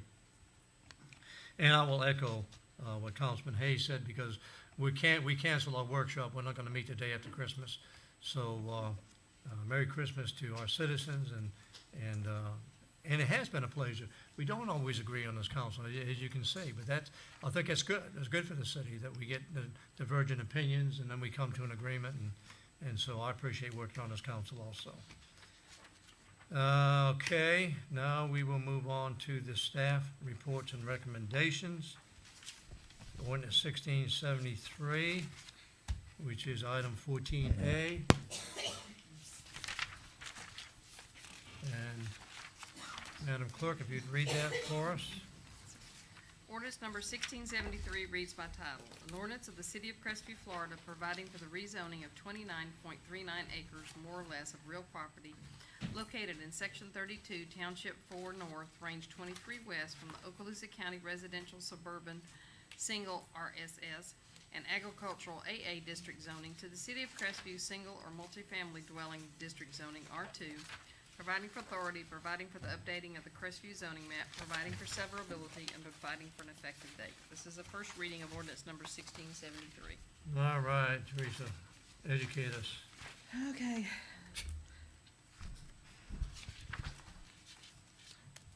Tim Pauls, who is the authorized agent for a development group, has approached us with zoning this particular piece of property.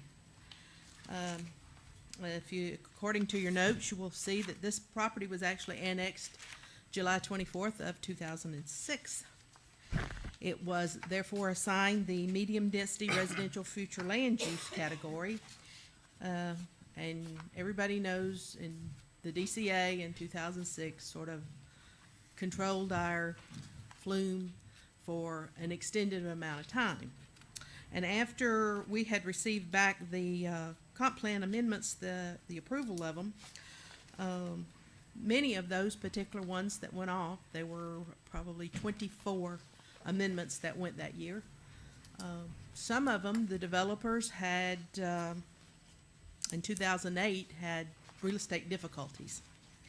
So this property, which when it started out was deemed, requested to be zoned as a PUD, which would be a very permissive zoning for a medium density piece of property.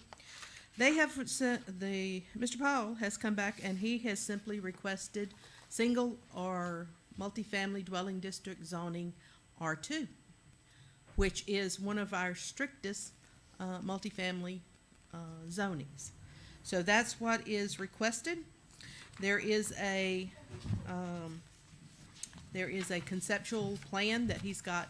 Of course, this is not a time for us to approve that particular plan, but it is in time to implement the building regulations that will apply to that plan. And as I said, the single or multifamily dwelling district zoning R2 is one of our strictest multifamily that we can place on it.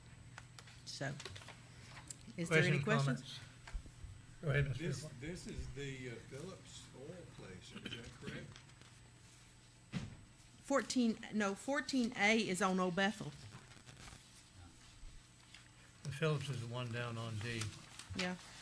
Let's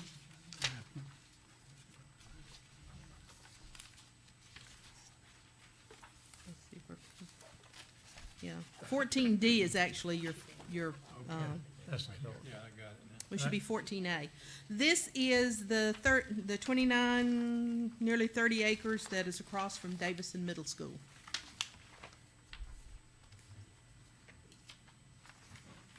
Comments, questions? Action, please. Mr. President, Yeah, go ahead, Mr. I move to adopt ordinance 1673 on first reading and move to second reading. Second?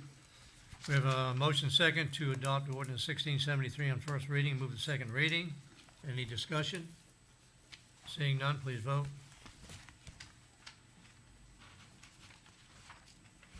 And we're locked 10, 4-0, 1 absent. Motion carries. Moving on to 14B, ordinance 1674. Madam Clerk, if you would read it for us, please. Thank you, Mr. President.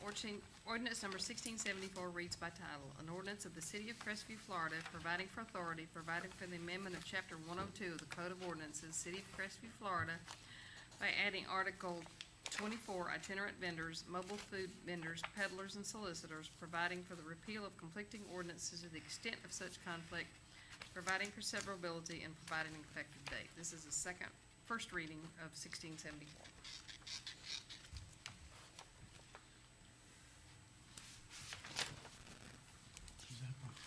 Okay, Ms. Galen, if you would. Okay, gentlemen, we have been discussing this one for a while. It has been formatted in its proper order, even if it had to be done manually. We would like to skim through it. We have completed the revisions that were requested. We have also, let me get back here where we were looking at. There was a question asked about the penalty phase. These are the ones that in 102-613. In the book that I have given you, that's your reading material. That is your references. Your reference material is what 102-614 requires.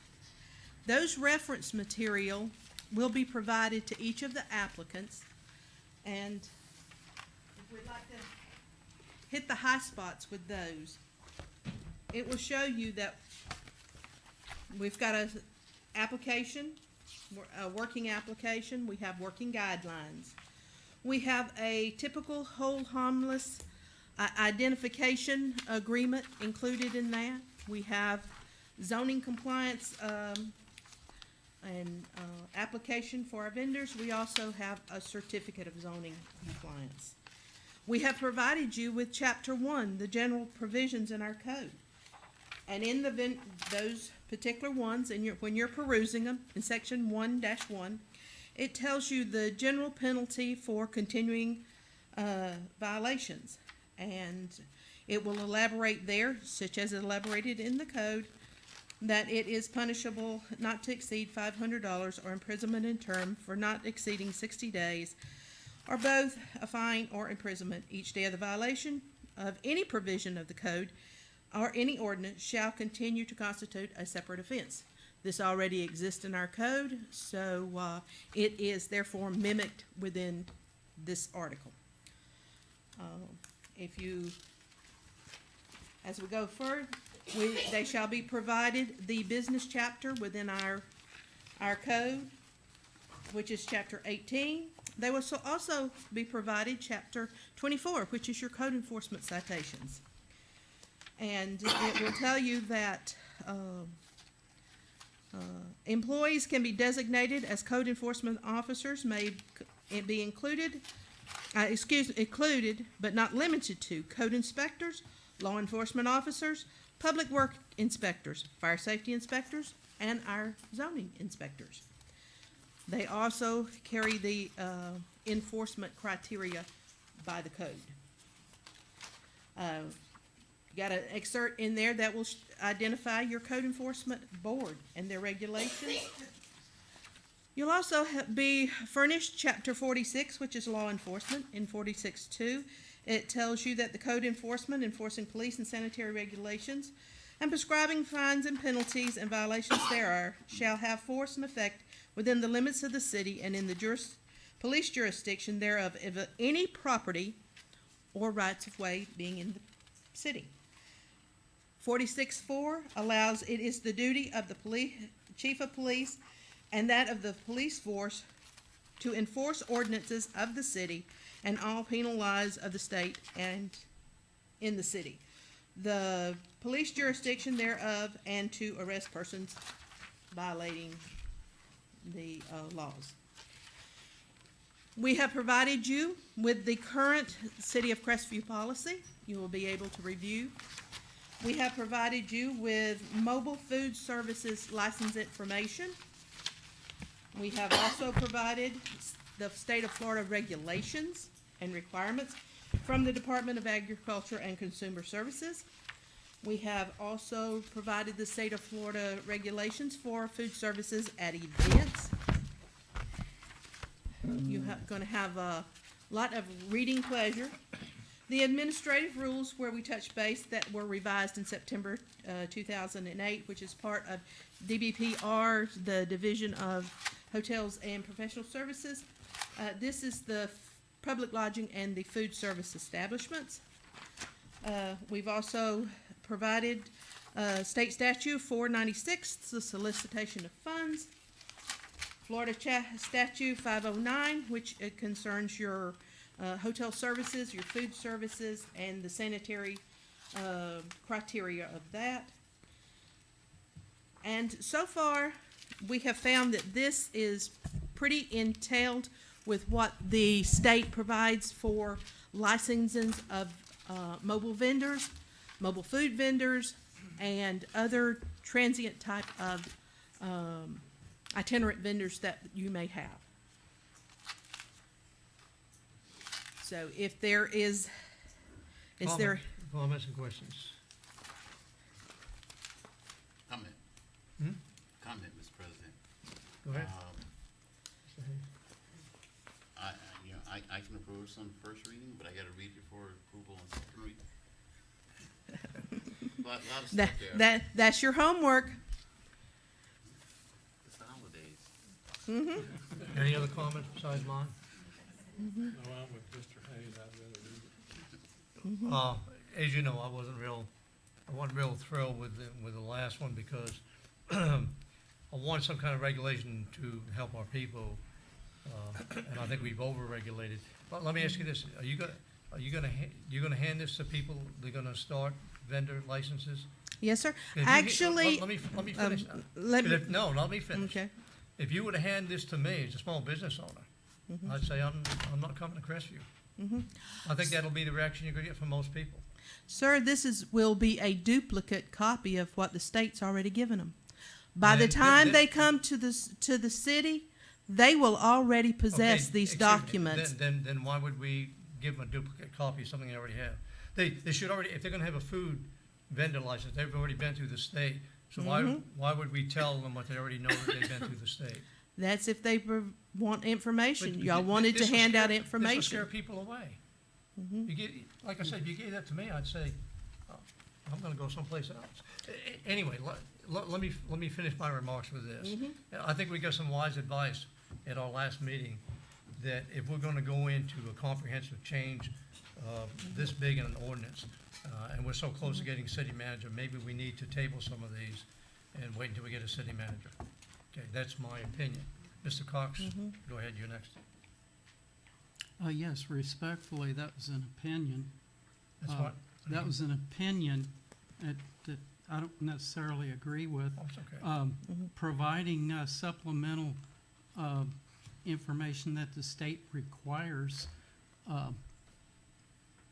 I think that's a good thing because an applicant couldn't say, well, I didn't have this. You did. So, and this has been worked on for a couple of years now. So Generally, it is refined. Generally, what it boils down to is a one-page application is what you have that is necessary in order for a mobile food vendor to apply. You have a one-page guideline for a mobile food vendor. We've been through that whole thing. I know, I'm but getting this is I'm all getting that's comments and necessary. questions from the council at this time. Well, Any other comments or questions? Mr. President, Yes, go ahead.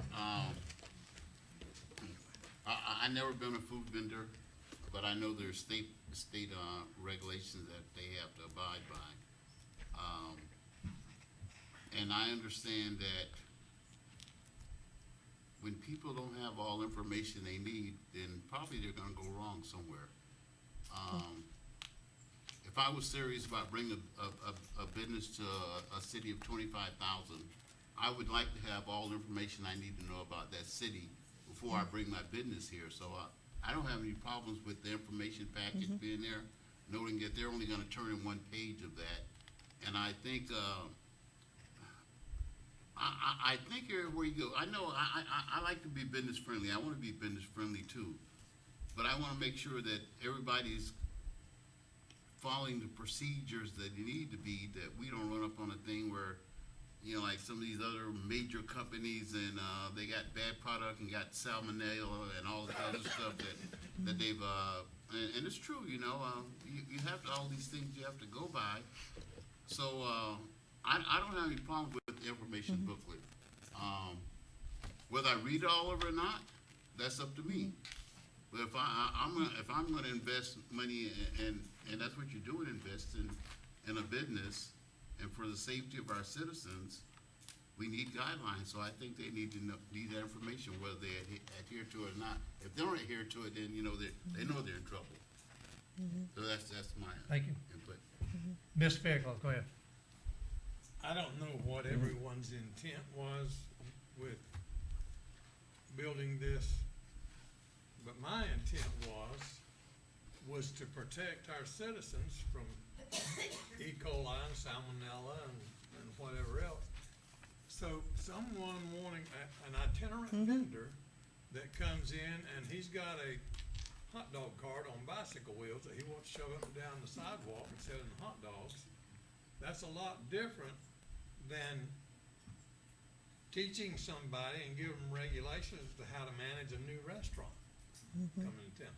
I don't think a hot dog cart vendor is going to take this and decide to go somewhere else. I think he's going to take it, read a few pages of it, fill out his applications, and throw it on a shelf for reference. Okay? Another thing I wanted to see done is that I would think we are, anyway, supposed to be protecting our own businesses. And if every time you turn around, you've got an empty lot, has sprung up 200 cars overnight, and somebody comes in and buys a car, and then they leave town at the end of the week, and the car starts going haywire on them, they've got no recourse. They don't even know who the people are, where they're from, unless they got that information when they bought the car. And that not only took a sale away from our local businesses, whom we're supposed to be protecting, it hasn't treated the car buyer right either.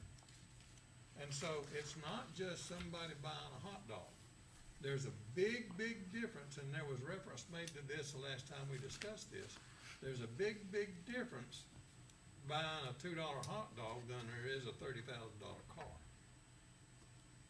So that's why I'm in favor of this thing being so tight. Now, on the other side of the coin, you've got people that own these empty lots, and they've been making pretty tidy sums renting these lots to these itinerant vendors selling cars or fireworks or Christmas trees or whatever. They're not gonna like this. But we have got a compromise as good as we can, in my opinion. Everybody's not going to love it, but we had to do something, and this is it. You done? All right, thank you. Any other comments, questions for Ms. Teresa? Okay, could I have action then, please? Mr. President, Yes, go ahead, Mr. I Hayes. move to adopt ordinance 1674 in the first reading and move to the second reading. Second. I have a motion second to adopt ordinance 1674 on first reading and move to second reading. Any further discussion? I'll just state what I said. I agree we have to regulate. I believe we're over-regulating. And with that, please go to vote.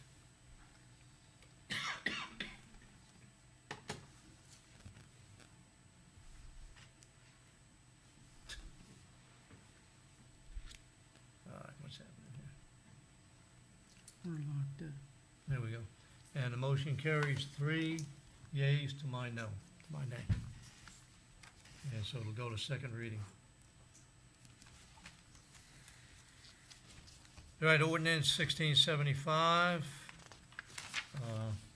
which is 14C. Madam Clerk, if you'd read that, please. Mr. President, ordinance 1675 reads by title, an ordinance of the City of Crestview, Florida, amending City Code of Ordinances, Chapter 2, Article 4, Officers and Employees, providing findings, adopting Division 4, City Manager, Section 2180, City Manager Authority over City Personnel, adopting new provisions addressing and clarifying the authority of the city manager over city personnel, providing for severability, repealing all ordinances or parts of ordinance in conflict herewith to the extent of conflict, and providing an effective date. This is the first reading of ordinance 1675. Galen, if you would, please.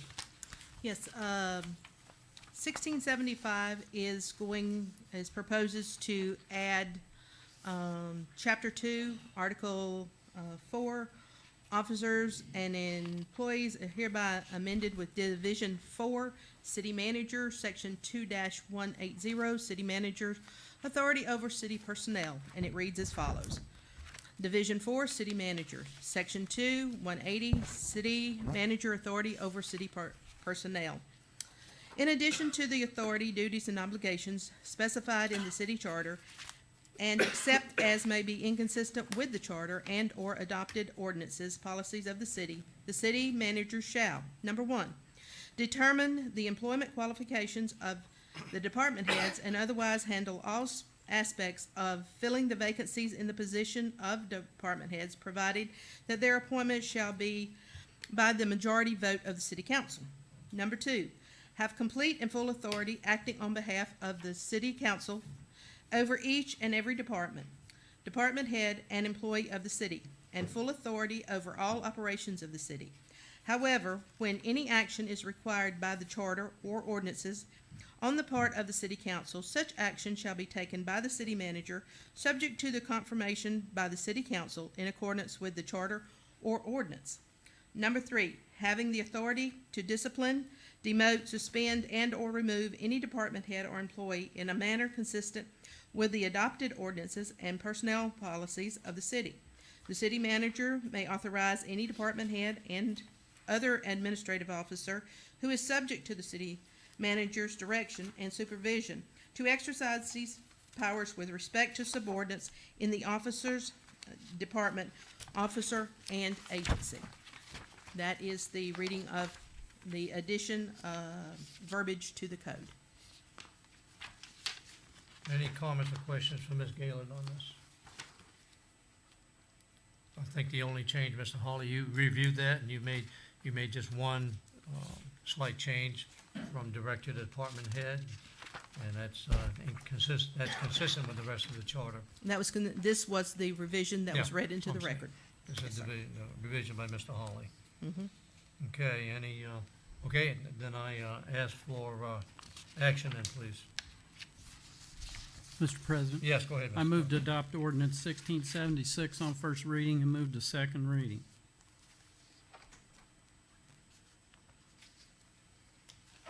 You sure it's 76 This is or 75? 75.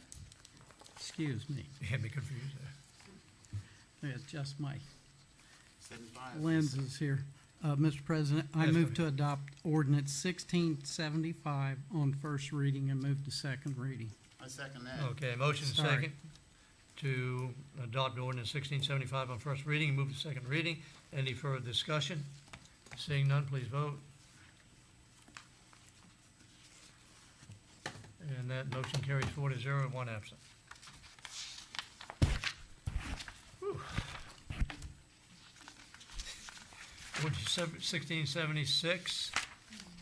Madam Clerk, if you would read that for us, please. Thank you, Mr. President. Ordinance number 1676 reads by title. An ordinance annexing to the city of Crestview, Florida, 3.69 acres more or less of contiguous lands located in sections 7 and 18, Township 3 North, Range 23 West, and being described as set forth herein, providing for authority, providing for land description, providing for boundary, providing for land use and zoning designation, providing for amendment to the base land use and zoning maps, providing for a comprehensive plan amendment, provided for filing with the Clerk of Circuit Court of Okaloosa County, the Chief Administrative Officer of Okaloosa County, and the Florida Department of State, providing for repeal of conflicting ordinances, providing for severability, and providing for an effective date. This is a first reading of ordinance 1676. Okay, gentlemen, this is Phillips Energy Inc.'s request for application into the jurisdictional limits of the city for filing a small-scale comprehensive plan amendment and request for zoning designation for the 3.69 acres situated in Section 7, 3 North 23, and in Section 18, 3 North 23. It consists of two parcels that can be identified separately within the public records of Okaloosa County. The parcels are contiguous to the city limits on their eastern and southern boundary. The current Okaloosa County future land use for the property is mixed use and carrying a mixed use zoning. If you're familiar with Highway 90, James Lee Boulevard, where the location of the Spring Creek Apartments is, this is just west of its entrance. There was a small commercial parcel belonging to the Southern Boys to the west. Phillips Energy has actually purchased that 0.9 acres and will be including it in the development of these adjacent parcels. So the entire parcel will be 4.5 acres worth of development. As I said, they're requesting commercial activities there, so it will be commercial future land use and commercial C1 zoning. The parcel's being improved. The Section 7 parcel actually has a large warehouse, and the southern part has multiple structures having to do with a fueling station. Gentlemen, any comments or questions? Can I have action, please? Mr. President. Yes, go ahead, Mr. Hayes. I move to adopt ordinance 1676 on the first reading, move to second reading. Second. I have a motion second to adopt ordinance 1676 on first reading, move to second reading. Any further discussion? If not, please vote.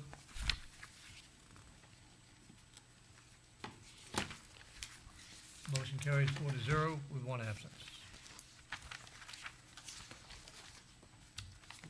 Ordinance 1677. Mr. President, Yes, go ahead. I don't have 76 or 77.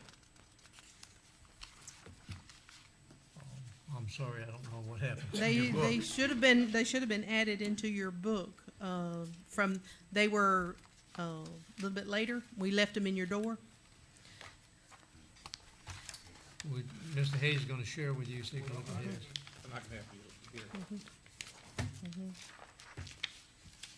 I grabbed everything in my door.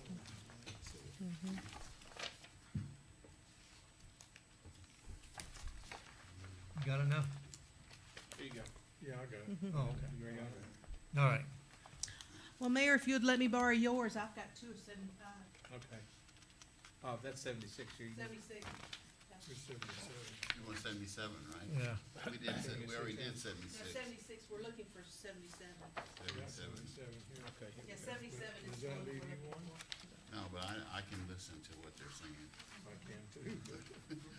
I've already looked at it, but there you go. You got it? Sorry, the staff, we had limited staff. They were all sick, and they were scampering to put together all the information. So, All right, we ready? okay, we're ready. Okay, This was James Barfield. Did we read this yet? Oh, I'm sorry. No, I need to read in the ordinance by Madam Clerk. Yep, sorry about that. Ordinance number 1677 reads by title. An ordinance of the City of Crestview, Florida, closing, vacating, and abandoning of the platted 60-foot wide right-of-way on James Street, providing for update of the Crestview-based zoning and land use maps, providing for the repeal of conflicting ordinances, providing for filing of this ordinance with the Clerk of Circuit Court of Okaloosa County, providing for severability, and providing for an effective date. This is the first reading of ordinance 1677. Thank you, Madam Clerk. Teresa. Okay, gentlemen, this was requested by James Barfield. He owns the property on both sides of the unimproved right-of-way. This is the very southern terminus of James Street. There is a copy of a survey map that you should see where it actually locates that there is no pavement on this particular piece. It was granted into public right-of-way by the plat of first edition of James Kennedy edition, January 10th, 1956. It's recorded in Plat Book 2, page 104. The portion of the right-of-way, as I said, has never been improved or cleared. It resides in a low-density residential and R1, low-density residential future land use and R1A zoning designation. It's approximately 210 feet of the southern right-of-way. It works out to be about almost 3/10 of an acre. It will merge, as you can see in the aerial, it will merge Mr. Barfield's property completely across. And he owns both properties on both sides. Is there any questions I could answer? No questions, comments? Action, please. Mr. President, Yes, go ahead, Mr. Hayes. I move to adopt ordinance 1677 on the first read and move to the second reading. Second. I have motion second to adopt ordinance 1677 on first reading and move to second reading. Any discussion? Hearing none, please vote. Oh, I'm sorry. Go ahead, Ms. Cox. Question, if the city owns this and we're proposing to give it away, Sir, that's all we can do with it. All we can do is vacate it. It is dedicated by plat, which puts it in the trust. We hold the public's trust there, and if it is of no developable value, an applicant can request the vacation of it.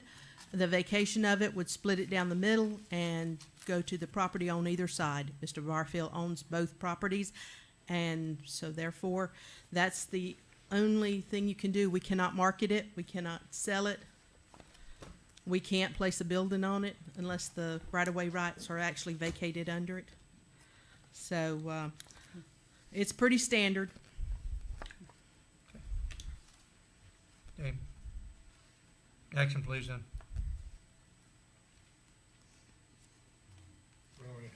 Oh, oh, my bad. Okay. we're ready to No vote. further discussion. Please go to voting. And that motion passes 4-0 with one absent. Whew, long night, huh? This time I'd like to see if Mr. Hawley has anything he'd like to share with us. Well, I got one thing I wanna share with you. The week after Christmas, my secretary's gonna be on vacation, so I'm gonna close the door. You won't find me at the office during that. All right, that makes sense to me. Madam Clerk, do you have anything for us? I will remind council members that the parade is this coming Saturday now, this December the 15th. There's going to be a market on Courthouse Terrace that's done by Main Street from 11 to 3. Main Street will be closed south of that starting at 12 to get ready for the lineup for the parade. The street will stay open from Courthouse Terrace north until the market is over at 3. Tree lighting is at 5.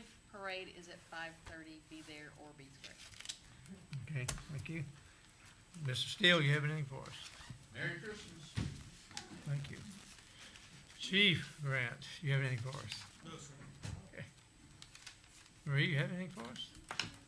Chief Holland? Just to extend what Mr. Steele said, Merry Christmas. Thank you. Ms. Gaylor, do you have anything else for us? Okay. All right, now at this time, we'll call anybody in the audience that would like to speak to the city council. Anybody in the audience, please. I've got one lady ahead of you, Ms. Mayfield, and you'll be next. If you would identify your name and address, and then we'll Absolutely. take your input. Go Hi ahead. there, I am DeAndrea Haynes, and I live at 111 Citadel Lane here in Crestview, 32539.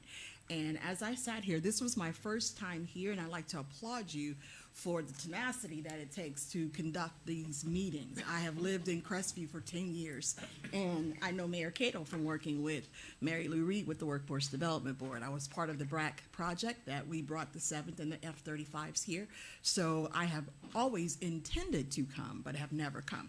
I will keep this short because I hear stomachs growling. When you were speaking about the city manager, our good counsel here, Mr. Holly, asked that you do not contact anybody that is not on that potential candidate list. And I am in favor as a citizen of Crestview of that, because you do not want, these are public meetings, you do not want anybody that's on that potential list to consider or even think that they weren't considered because someone else was mentioned in this meeting. I would hate to be an applicant on there because I had considered applying for city manager. I would hate to be an applicant on there and think that my application, resume, et cetera, was just pushed aside because someone that we thought had more worthiness was mentioned in one of these meetings. I would advise, along with Mr. Holly, for you to continue to go through the process of screening out those folks. Pick your 4 or 5. The gentleman that was here who spoke before us said that there were 4 or 5 that were great potential. Go through that, listen to what they say in the panel interviews and whatever you do, or whatever, and then make a decision.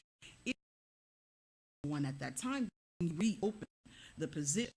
You don't just pick the person. So I encourage you to contact anybody that is not on that list at this time and go through the process. Thank you. Thank you for your input. Okay.